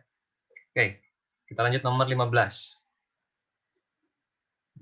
Pertanyaannya, apakah yang selanjutnya dilakukan oleh dokter? Nyonya K, usia 50 tahun, diantar ke IGD karena penurunan kesadaran. Dikatakan terlihat kesakitan di daerah dada. Di rumah sakit tensinya rendah, ya, nadinya cepat. Ternyata dari pemasangan monitor didapatkan hasil sebagai berikut. Teman-teman lihat di sini. Ya, jadi, nah ini agak mengecoh ya. Jadi teman-teman lihat di sini, pertama tadi jangan lupa QRS-nya. Ya, ternyata QRS-nya sempit, satu. Poin kedua, ternyata dia R ke R-nya irregular. Ya, jadi jarak R ke R-nya berbeda-beda nih teman-teman lihat. Lalu poin selanjutnya, pasiennya tidak stabil dan gelombang P-nya sulit dinilai. Lalu baseline-nya tidak rata ya gitu. Jadi agak bergetar nih. Gitu. Dan kita susah untuk mengatakan ini gelombang P atau bukan ya gitu. Walaupun pada satu sisi teman-teman lihat di sini ya seakan-akan mirip seperti atrial flutter ya. Hanya ini soalnya memang tambahan juga ya. Jadi umumnya atrial fibrilasi yang kita bahas adalah atrial fibrilasi yang fine. Dalam artian gelombang P-nya sulit dinilai. Karena halus-halus dan saking banyaknya impuls di luar daripada sinus, maka gelombang P gambarannya akan halus sekali, hanya bergetar saja. Ya. Jarang kita bahas mengenai coarse AF. Coarse AF itu adalah AF, tapi gelombang P-nya masih nampak. Contohnya pada kasus ini adalah kita lihat di sini, ya. Itu. Jadi ini suatu diagnosis yang kita sebut sebagai coarse AF yang tidak stabil, ya, gitu. Tapi kalaupun teman-teman melihat bahwa ini flutter, ya tadi kita ingat bahwa flutter dan AF terapinya adalah kurang lebih sama. Begitu pula dengan dosis kardioversinya. Jadi pada pasien ini kita udah bisa diagnosis QRS-nya sempit, RPR-nya irregular, disertai dengan baseline yang nggak rata, gelombang P-nya sulit dinilai, ya berarti suatu AF yang tidak stabil. Maka yang kita kerjakan tadi, teman-teman ingat lagi, kalau tidak stabil maka pilihannya adalah terapi listrik. Ya, ini pilihannya. Kardioversi atau defibrilasi. Perbedaannya apa? Ya. Jadi pada pasien kardioversi kita masih mengikuti gelombang QRS. Sementara pada defibrilasi ya kita merestart ulang jantungnya. Artinya apa? Pada kardioversi kita melakukan yang kita sebut sebagai sinkronisasi atau synchronize. Sementara pada defibrilasi kita tidak melakukan sinkronisasi karena tujuan kita adalah mereset kembali irama jantungnya. Ya. Jadi ini pilihannya ya pada AF adalah kardioversi 200 joule. Nah, ini teman-teman ya. Kita lihat lagi nih di sini. Kembali lagi ke algoritma ini. Pada pasien ini ada hipotensi, ya pasien belum sadaran. Berarti sudah yes, masuk ke dalam suatu takiaritmia yang tidak stabil dengan kira sempit. Artinya yang kita kerjakan adalah synchronize cardioversion. Pada dosis berapa? Narrow and irregular, berarti 120 sampai dengan 200 joule.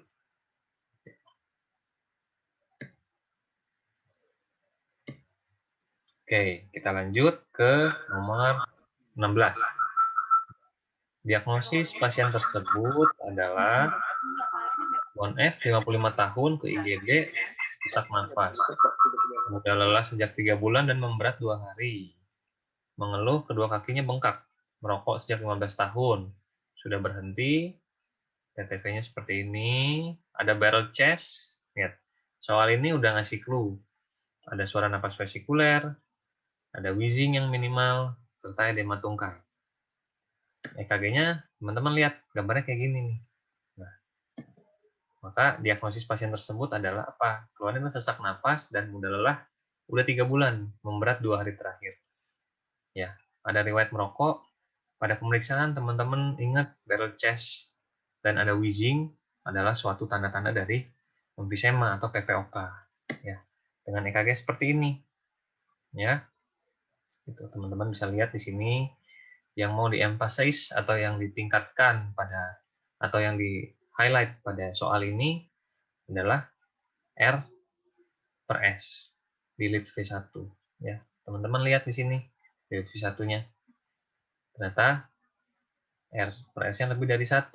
Berarti suatu gambaran dari right ventricular hypertrophy ya. Lalu bisa nggak misalkan teman-teman ketemu juga bahwa ternyata nggak cuman R-nya aja yang tinggi, tapi S-nya juga dalam. Bisa aja ya. Artinya dengan kata lain, pasien misalkan yang amit-amit banget, pasien yang mengalami biventricular hypertrophy. Ya, jadi gambarannya R per S-nya kayak gini. Tapi di semua lead nggak ada perubahan ya. Jadi tinggi-tinggi dan dalam-dalam. Itu kita sebut sebagai biventricular hypertrophy. Atau ada gambarannya kita sebut sebagai fenomena Kurzweil. Ya.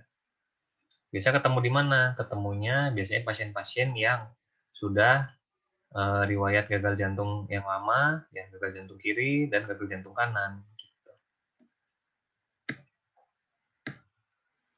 Oke. Nah, kembali lagi ya teman-teman, lihat yang tadi, diingat lagi ya. Ini kriteria Sokolowioh, ini yang LVH ya.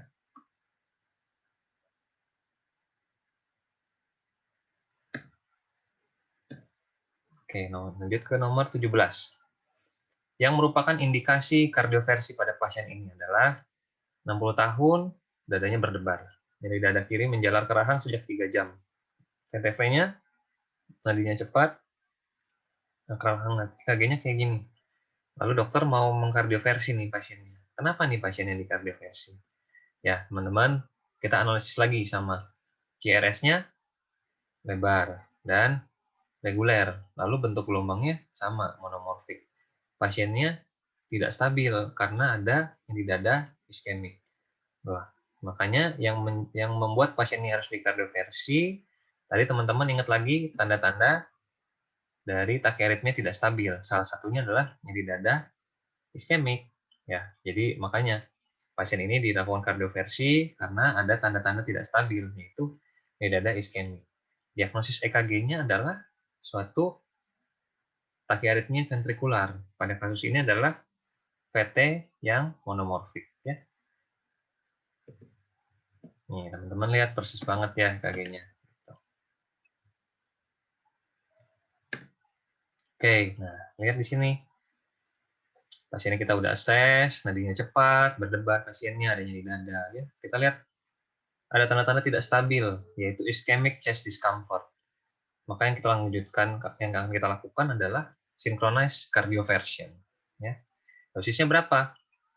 Kita lihat lagi di sini, wide and regular, jadi 100 joule. Ya.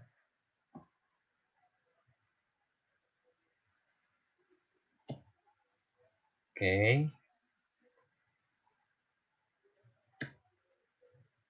Sip. Kita lanjut ke nomor 18 ya. Diagnosis pada pasien ini adalah Nyonya H, 70 tahun, ke IGD keluhannya lemas. Riwayat hipertensi dan diabetes disangkal. TTV-nya tensinya 90, nadinya 40 ya, nadinya lambat. Melakukan EKG, hasilnya kayak gini ya. Jadi pasien ini klinisnya dari analisis nadinya lambat nih keluhnya ya. Terus pasiennya lemas, EKG-nya kayak gini ya.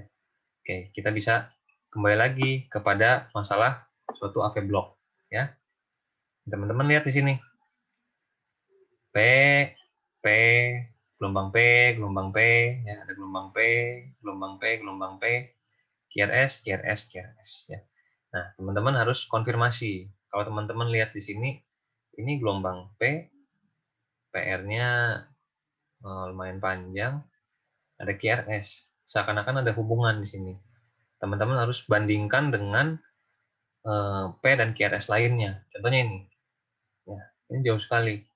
Bahkan ini nggak ada hubungannya. Gitu. Ini nggak ada hubungannya juga antara P dan QRS. Ini juga sama, P-nya sendiri. Ini juga, ini kayak ada hubungannya. Ini gelombang P-nya sendiri, ini sendiri. Artinya interval P ke P ya, interval P ke P adalah konstan, interval R ke R adalah konstan. Jadi sebenarnya ini antara gelombang P dan QRS tidak ada hubungannya sebetulnya. Ya, artinya P-nya sendiri, QRS-nya sendiri. Maka kasus ini masuk dalam suatu AV block derajat 3. Ya.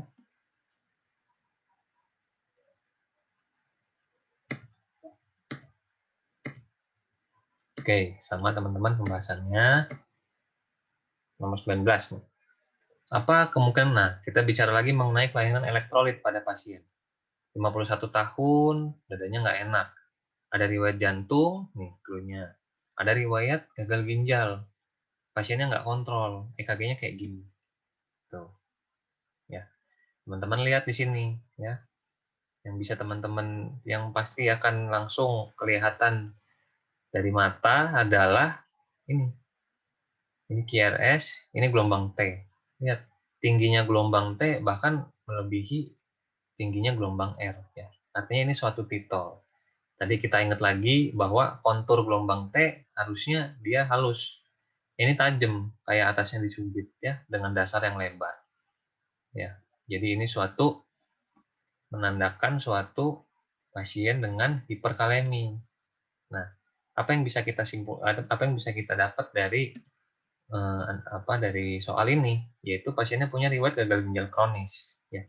Sering sekali pasiennya mengalami hiperkalemia, apalagi kalau tidak rutin kontrol. Ya. Gitu. Jadi teman-teman lihat di sini, apa kemungkinan kelainan elektrolit pada pasien ini? Teman-teman bisa jawab adalah suatu hiperkalemia, ya, karena titol ya dan tenting T-wave.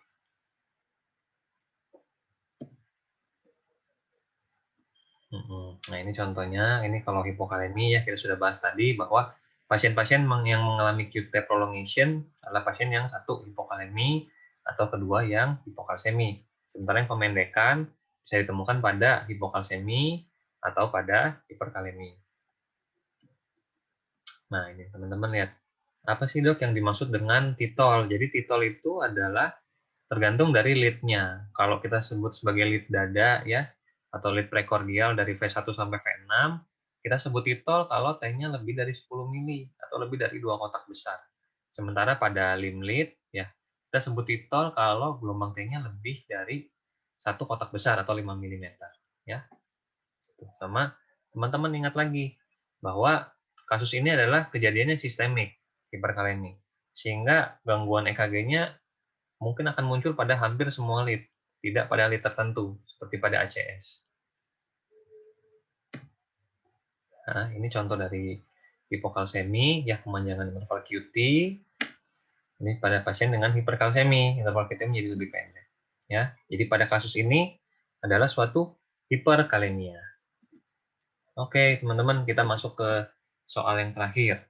Nah, jadi di sini kita lihat pertanyaannya diagnosis pada pasien. Tuan T 50 tahun datang dengan nyeri dada. Pemeriksaan fisiknya normal. Dilakukan EKG, hasilnya kayak gini.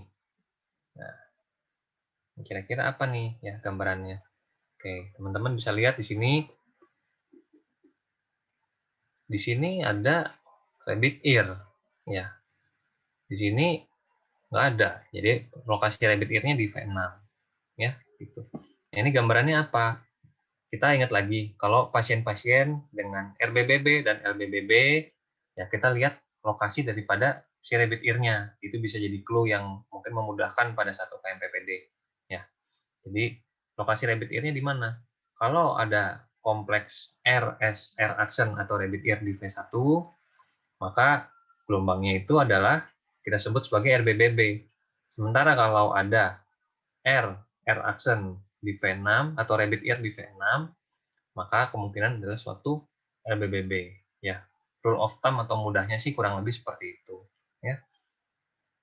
Itu. Jadi pada pasien ini sih kita lihat bahwa rabbit ear kita temukan di V6 ya. Sementara di sini nggak ada. Di sini adanya S yang dalam ya.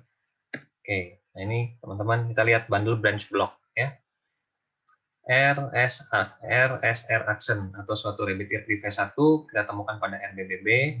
Sementara R aksen di V6 kita temukan pada LBBB. Nah, kenapa kok kita bisa temukan gambaran seperti ini ya. Jadi teman-teman, ini ada definisi yang RBBB, right bundle branch block gitu. Jadi pada saat impuls mengalir ya dari AV node ke bawah ya ke berkas his dan sabut Purkinje, kita ingat bahwa ada bundle branch block. Kalau yang right artinya apa? Artinya si bundle of his lalu itu dia akan bercabang. Dia akan bercabang menjadi kanan dan menjadi sebelah kiri. Kalau RBBB ya berarti dia yang sebelah kanannya ngeblok. Artinya apa? Artinya impuls pertama akan lari ke sebelah kiri, baru kemudian ke kanan. Akibatnya apa? Akibatnya di V1 akan didapatkan gelombang R yang tinggi. Kenapa? Karena pada akhir daripada kontraksi ventricle yang terakhir teraktivasi adalah ventricle kanan. Ya, karena RBBB, artinya kiri dulu baru kanan. Jadi kalau teman-teman lihat di sini ada RSR aksen, ya, gelombang P, Ini adalah ventricle kiri, kemudian mengalami repol, baru ventricle kanan. Ya, karena kan RBBB, right bundle branch block. Karena yang kanannya keblok, maka pertama impuls akan lari ke kiri, kemudian baru lari ke kanan. Gitu. Sebaliknya dengan LBBB, ya. Pada LBBB impuls akan utamanya lari ke sebelah kanan dulu, baru ke kiri, ya. Masalahnya ventricle kiri lokasinya jauh daripada V1, ya. Makanya gambarannya akan ada S yang dalam. Lalu kita ketemu di mana nih si rabbit ear-nya? Kita ketemu di V6, ya. Karena wajar. Karena dia pertama akan ke kiri ke kanan dulu, ya, karena kan LBBB, left bundle branch block. Impuls akan ke kanan dulu, baru terakhirnya mengaktifasi ventricle kiri, gitu. Sehingga ventricle kirinya teraktivasi terakhir. Ya, kita lihat di V6, gitu. Dan yang menandakan dia adalah suatu blokade, ya, suatu bundle branch block adalah QRS-nya. Ya, jadi perjalanan impulsnya nggak lancar, maka QRS-nya akan agak lebar.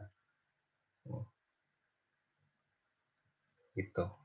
Ya, oke. Jadi rule of thumb-nya mudahnya teman-teman kalau ketemu soal-soal atau teman-teman lihat EKG-nya, ya suatu bundle branch block.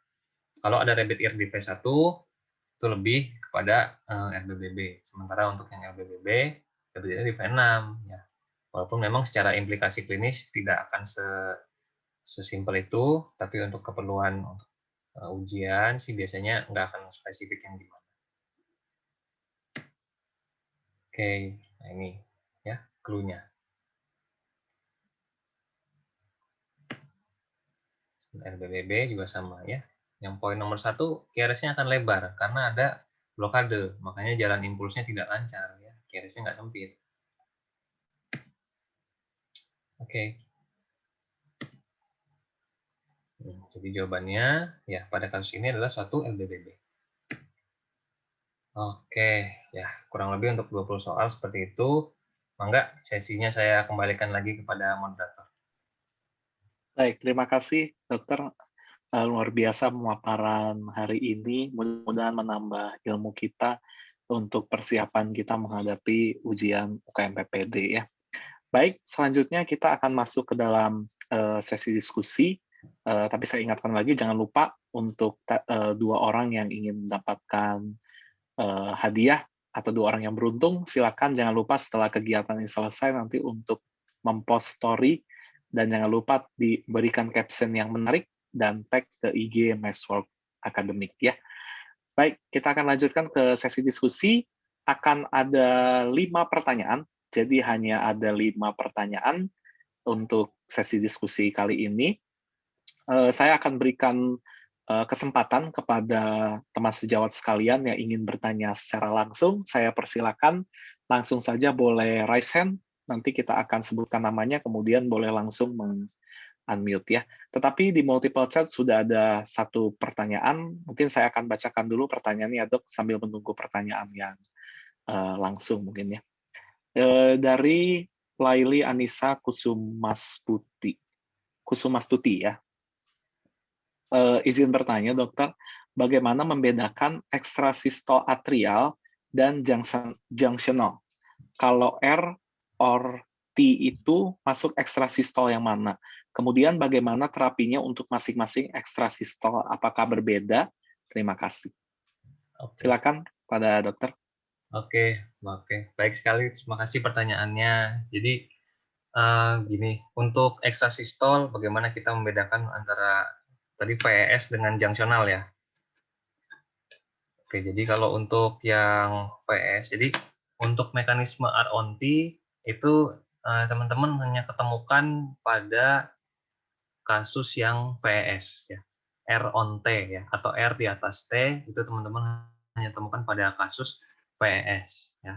Kemudian bagaimana kita membedakan suatu VS atau junctional rhythm? Jadi intinya sebenarnya begini. VES itu adalah irama ventrikular.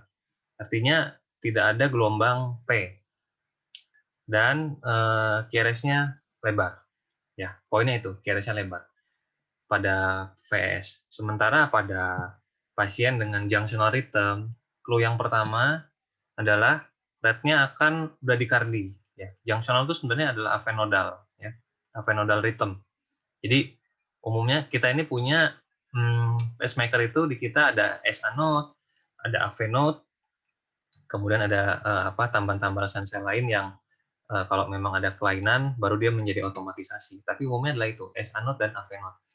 Nah, ada yang kita sebut sebagai overdrive stimulation. Jadi maksudnya gini, antara SA node dan AV node, dua-duanya adalah sel yang otomatisasi, yang menghasilkan impuls tanpa dirangsang apapun. Ya, karena memang aksi potensialnya berbeda bentuknya. Hanya kenapa yang dominan di manusia adalah SA node? Karena SA node ini dia impulsnya lebih cepat daripada AV node. Jadi dia menekan impuls dari AV node gitu. Sehingga pada orang normal harusnya sinus node, bukan AV node yang dominan, ya kan?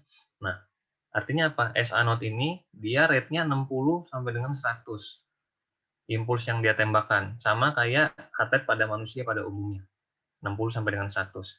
AV node ini sebenarnya juga menembakkan impuls juga pada rate yang lebih rendah, yaitu sekitar 40 sekitar 40-an, 30 sampai 40 sampai 60. Paling cepat 60 ya.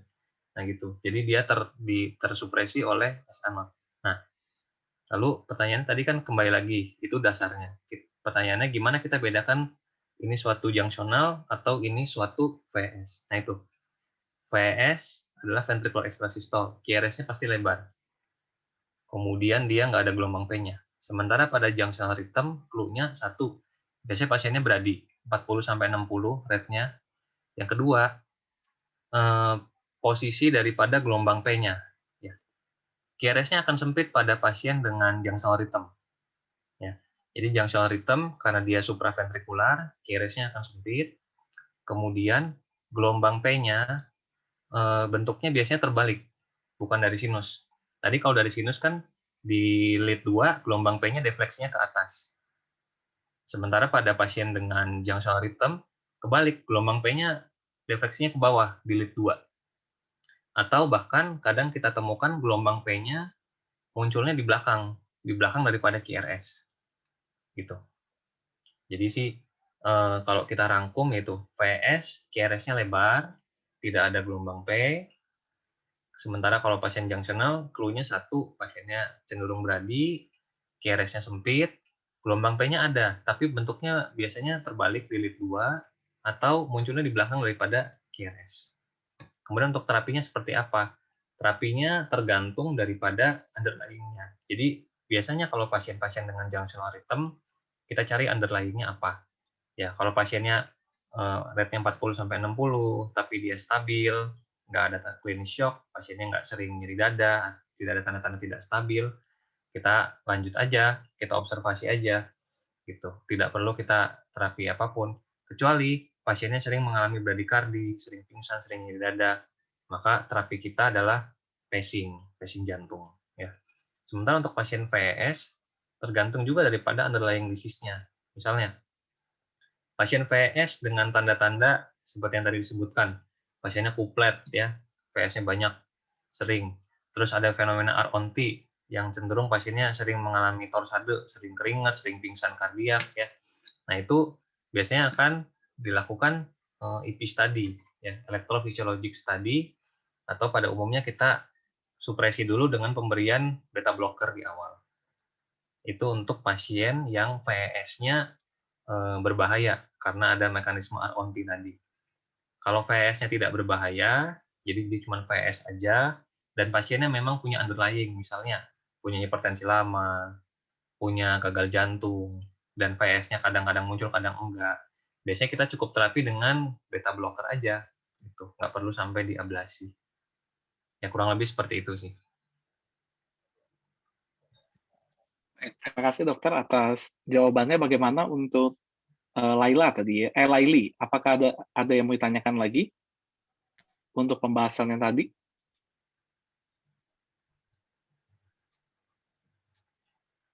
Oke, jika tidak ada, kita lanjut ke pertanyaan yang kedua. Masih ada 3 slot pertanyaan ya. Bagi yang mau bertanya secara langsung, saya persilakan jangan lupa untuk langsung raise hand, karena nanti keburu habis untuk kuota pertanyaannya ya.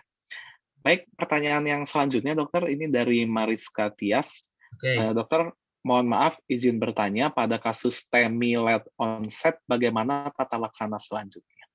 Oke, terima kasih banyak pertanyaannya, Rizka.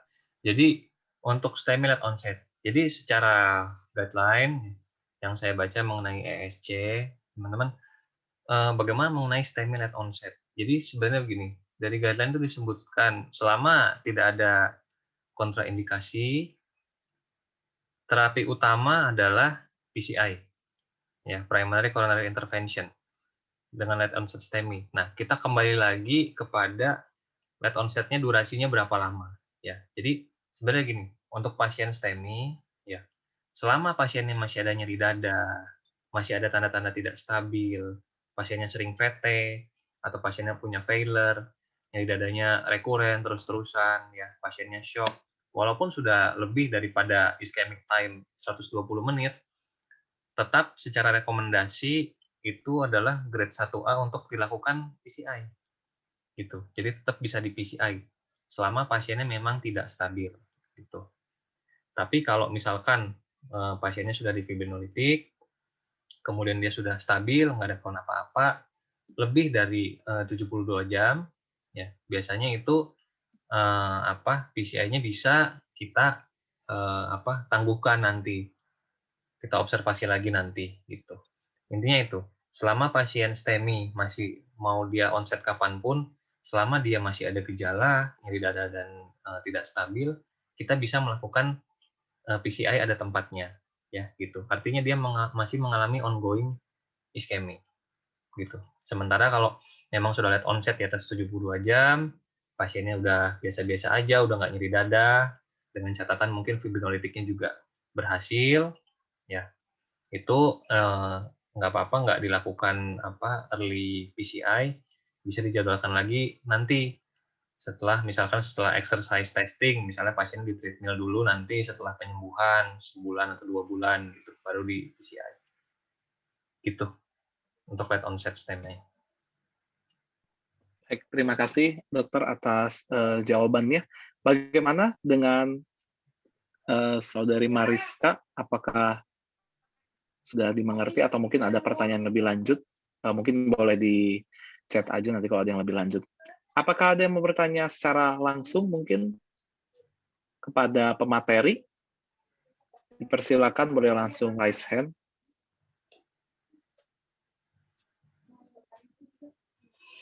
Sepertinya masih pada malu nih dok. Dok, ini ada pertanyaan lebih lanjut nih dari yang tadi terkait dengan VS tadi yang dari Laili ya. Ini pertanyaannya adalah kalau di soal ada pilihan amiodaron atau beta blocker untuk VS, kira-kira pilihnya yang mana ya? Oh, untuk VS, pilihnya adalah pertama kita cari dulu ada kontraindikasi atau tidak.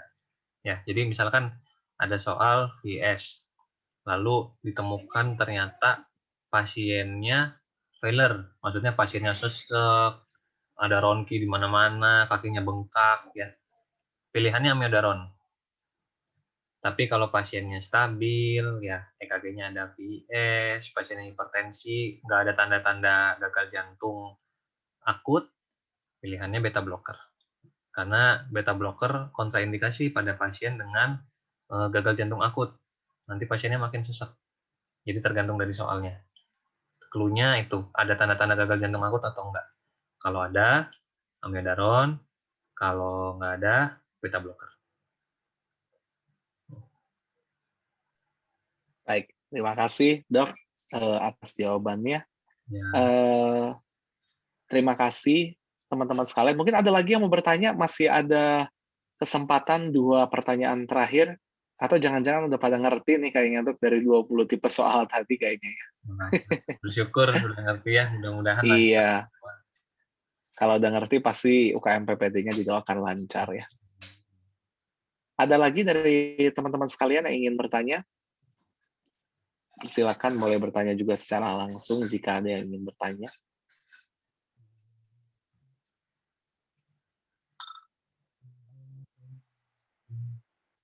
Memang EKG ini bisa jadi permasalahan ya dok ya, kalau nggak bisa UKM PPD-nya lumayan tuh beberapa soal ya dok.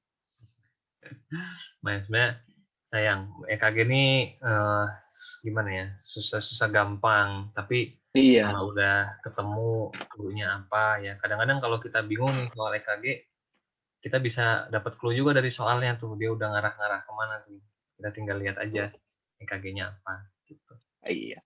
Mungkin nanti akan lebih dibahas lebih dalam lagi ya, Dok, pada saat Dep kelas gelombang 6 ya. Oh Gimana iya, sih triknya betul. untuk membahas apa namanya EKG kalau udah bingung nembak tapi bukan nembak secara liar ya, tapi Iya, kita betul betul. nembaknya memakai strategi juga. Ada perhitungannya. Betul, ada perhitungannya. Jadi kalau katanya nggak membabi buta nembaknya. Oke, apakah masih ada pertanyaan? Kayaknya udah nggak ada nih. Iya. Kita tunggu kalau misalkan masih ada pertanyaan, mungkin masih ada yang penasaran, aduh ini gimana sih? Jangan disimpan-simpan daripada nanti nggak bisa tidur, mendingan langsung aja tanya sekarang.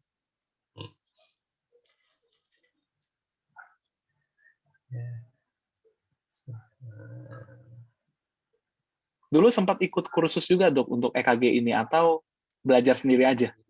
Kalau kalau untuk apa namanya? Kalau buat UKM PPD sih sendiri belajarnya. Mm-mm. Cuman kursus EKG-nya kursus tapi ya itu buat apa? Buat dinas sih, buat jaga. Oh gitu ya. Karena kan ada kursus juga gitu. Oke, siap. Jadi tidak ada, oh ini ada kan, kita tungguin ada lagi ternyata. Hmm. Dari Elsa, katanya untuk pemilihan energi DeFib yang 200/360 itu berdasarkan apa ya, Dok? Terima kasih pertanyaannya, Elsa. Jadi pemilihannya berdasarkan apa? Berdasarkan alat DeFib-nya. Apakah dia monofasik atau dia bifasik. Kalau alat yang monofasik, kita pakainya lebih tinggi dosisnya, 360. Sementara kalau yang bifasik, kita pakai alatnya 200. Hanya umumnya sekarang ini yang ada di IGD itu, setahu saya banyaknya yang bifasik. Gitu. Bahkan kadang-kadang dosis defibrilasi itu sebetulnya kalau kita ragu-ragu ya, ini tapi secara klinis ya. Kalau misalkan untuk jawaban UKM PPD sih, yaitu tergantung dia monofasik atau bifasik. Kalau defibrilasi monofasik 360, kalau bifasik 200 Joule. Sementara kalau misalkan secara klinis kita pakai, kalau kita ragu-ragu, dosis tertinggi itu rata-rata 360 Joule yang ada di alat defib itu kalau kita putar ke paling kanan gitu. Kalau kita ragu-ragu ini alatnya bifasik apa monofasik ya, nggak apa-apa, putar aja ke yang paling kanan gitu. Tapi kalau buat UKM PPD ya itu tergantung dari monofasik atau bifasik. Baik. Bagaimana untuk, wah sudah terima kasih. Ternyata. Oke, sama-sama. Sudah jelas ya. Ada lagi dari yang lain yang masih penasaran terkait dengan EKG, karena ini harus tuntas nih, judulnya kan kupas tuntas. Jadi jangan sampai ada yang masih terpending pertanyaan-pertanyaannya.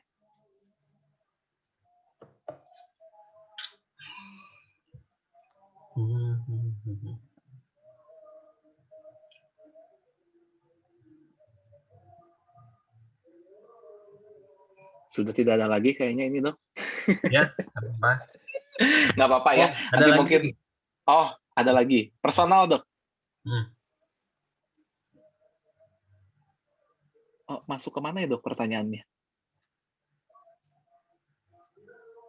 Oh, direct message ya. Oh ya, silakan. Jadi izin bertanya mengenai gambaran old myocard infarct. Seperti apa gambaran EKG-nya? Oke ya. Terima kasih pertanyaannya. Jadi mengenai gambaran old myocard infarct. Jadi ada beberapa kriteria yang bisa kita pakai untuk old myocard infarct ya. Jadi pertama, yang paling umum digunakan adalah ada tidaknya gelombang Q ya, Q patologis gitu. Nah, jadi gelombang Q nanti kita bisa temukan secara normal gelombang Q pada lead V1. Jadi kalau ada gelombang Q di V1 itu kemungkinan normal, kecuali gelombangnya dalam banget dan lebar. Ya, itu bisa jadi. Itu mirip sama kayak kita menemukan perubahan STT changes. Artinya apa? Artinya gelombang Q yang kita temukan harus ada temannya juga di dinding yang mana. Misalnya kita ketemu gelombang Q di lead V1, tapi cuma di V1 aja, mungkin nggak bermakna, gitu. Tapi kalau kita ketemu gelombang Q di lead 1 KVL, V5, V6, lalu QRS-nya nggak tinggi-tinggi nih, QRS-nya pendek-pendek nih. Nah, jadi gelombang Q-nya itu bisa jadi memang suatu out myocard infarct bilateral. Sehingga anamnesisnya kita bisa tambahin. Dulu ada riwayat nyeri dada apa enggak pasiennya. Misalnya seperti itu. Jadi intinya sih kalau untuk kriterianya yang bisa kita pakai salah satunya itu gelombang Q ya.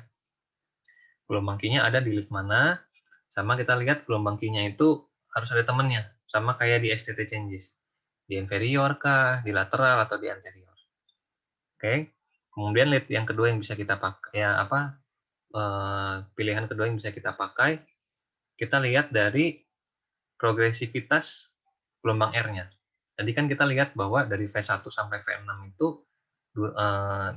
tinggi dan dalamnya gelombang R dan S itu akan berubah, ya kan? Makin ke sebelah kiri, gelombang R akan makin tinggi, gelombang S akan makin dangkal. Kalau teman-teman menemukan ternyata makin ke sebelah kiri, S-nya tetap dalam, R-nya nggak maju-maju tuh, R-nya dangkal aja terus sampai pojok. Nah, itu mungkin menandakan suatu out myocard infarct. Kita sebut sebagai kondisi poor air wave progression. Jadi gelombang R-nya nggak transisi ke lateral. Itu clue yang bisa kita pakai juga. Gitu. Kurang lebih sih umumnya gambarannya seperti itu. Ya, sama teman-teman tetap jangan lupa kita bukan mendiagnosis hanya dari EKG, tapi tanyakan juga pasiennya, dan di soal biasanya ada clue-nya. Pernah nyeri dada pasiennya, atau memang punya riwayat gagal jantung, atau riwayat pasang ring sebelumnya, selain dari gambaran gelombang Q atau dari poor air wave progression. Gitu. Baik, terima kasih. Bagaimana tadi yang bertanya, apakah sudah cukup?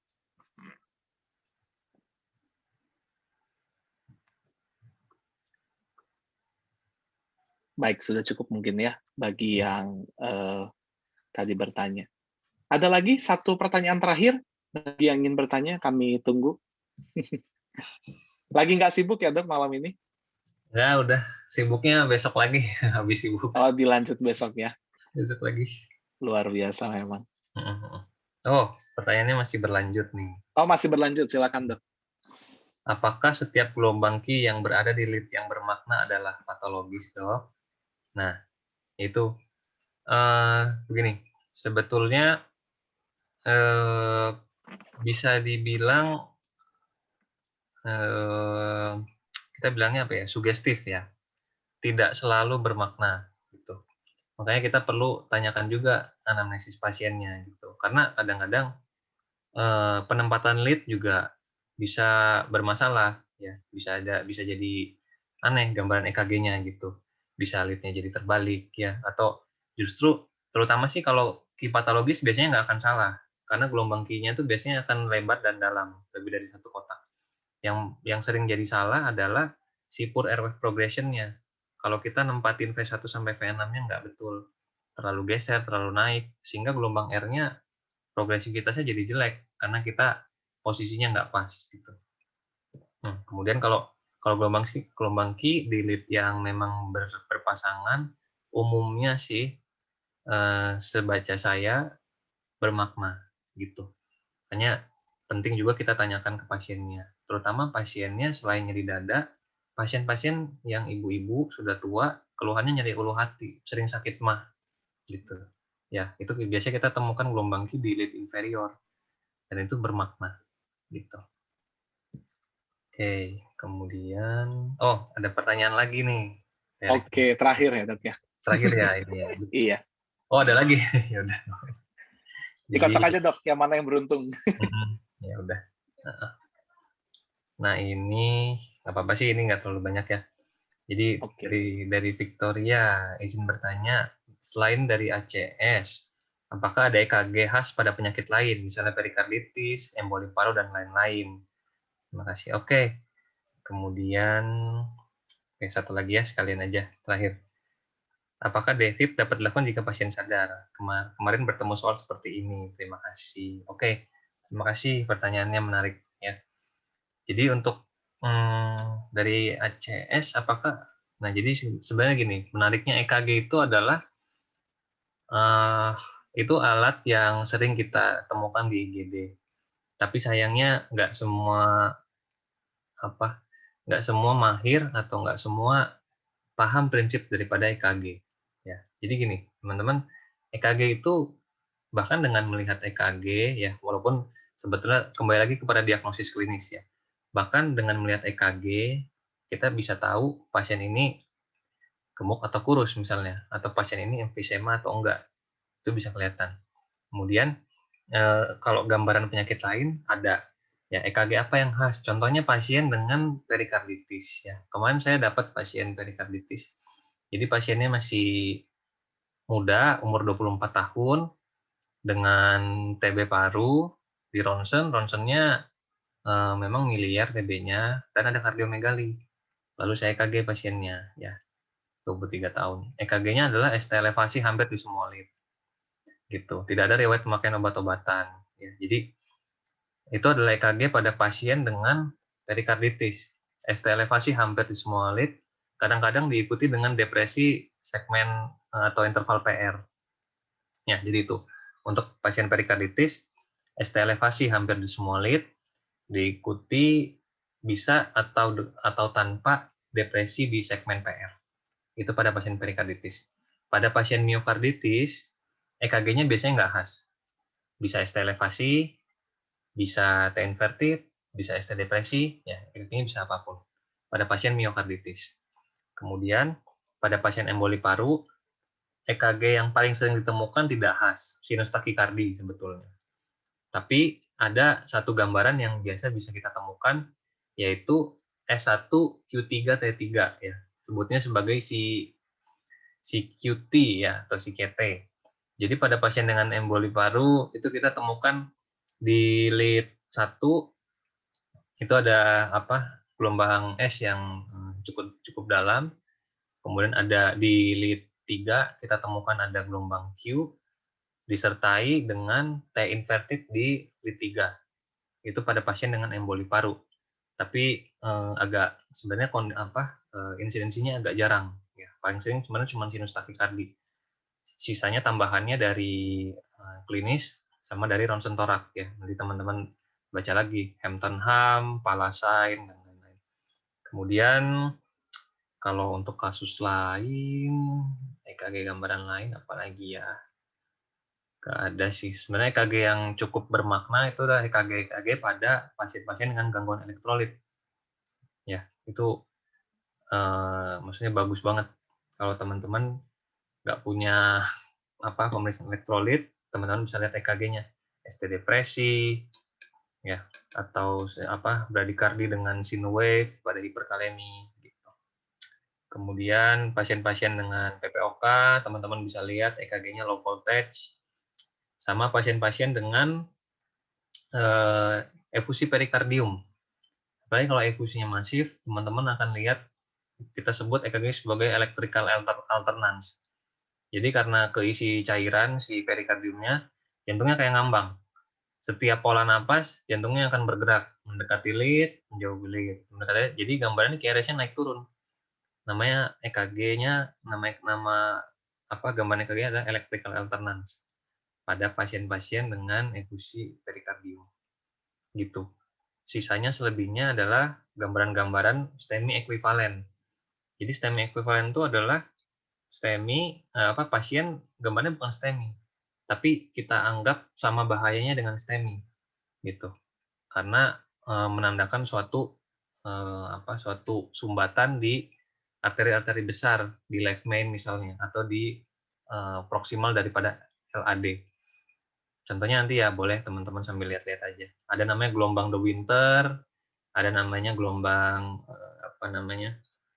ada De Winter, ada AVR, ST elevasi di AVR, ada juga, saya lupa lagi namanya itu satu. Ya, cuma nanti teman-teman bisa lihat lagi STEMI ekuivalen namanya kalau penasaran. Itu, oke. Yang tadi kurang lebih itu gambaran EKG yang tambahan lainnya selain pada ACS. Lalu kalau pasien sadar apakah bisa di devib? Nah, sebetulnya Pasien-pasien yang yang akan didefibrilasi, dalam artian pasien-pasien yang VT VT tanpa nadi atau VF atau VT polimorfik, umumnya kondisinya berat banget dan pasiennya tidak sadar gitu. Tapi apakah defib bisa dikerjakan pada pasien-pasien yang sadar? Setahu saya sih jawabannya bisa. Ya, contohnya pada pasien dengan VT polimorfik gitu. Itu bisa dikerjakan karena pasien VT polimorfik walaupun ada nadinya biasanya nggak dikardioversi, biasanya di defibrilasi gitu. Tapi umumnya secara klinis kalau nanti teman-teman udah mulai kerja atau apa ya, ini kan buat UKM PPD, umumnya pasien-pasien yang di defib pasien biasanya nggak sadar gitu. Biasanya kalau pasiennya itu di soal kadang-kadang ada soalnya pasien STEMI tiba-tiba kejang, habis itu EKG-nya VF gitu. Jadi kejangnya itu bukan dikasih diazepam, tapi kejangnya itu karena dia hipoksia karena pasiennya VT atau VF. Jadi jawabannya di defibrilasi. Kurang lebih kayak gitu. Baik. Terima kasih dok atas jawabannya. Jadi sudah sangat jelas ya. Walaupun kita sudah belajar EKG tadi tetap saja sesuai dengan konsep Barbara Betz, anamnesis dan pemeriksaan fisik menjadi penunjang yang utama ya 90% dalam diagnostik. Oleh karena itu untuk memperdalam itu jangan lupa mungkin teman-teman bisa daftar di Dep Class. Kita akan membahas lebih dalam lagi terkait dengan segi anamnesis maupun pemeriksaan yang bisa mengarahkan kita untuk mendiagnosis lebih baik ditambah dengan mungkin nanti pemeriksaan penunjang lain.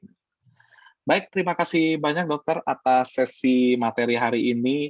Terima kasih untuk semua ilmu-ilmu yang diberikan dok. Semoga dokter sehat-sehat selalu dan semakin sukses dalam pekerjaan.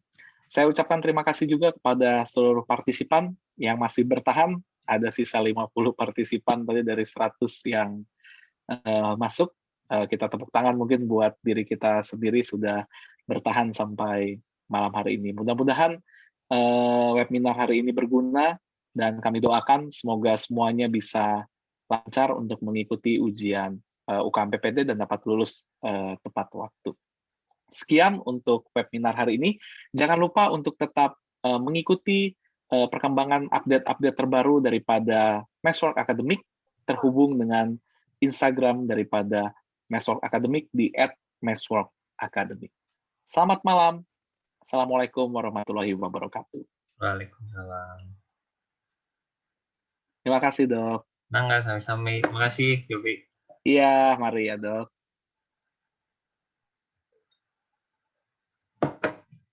Terima kasih dokter. Mangga, sami-sami.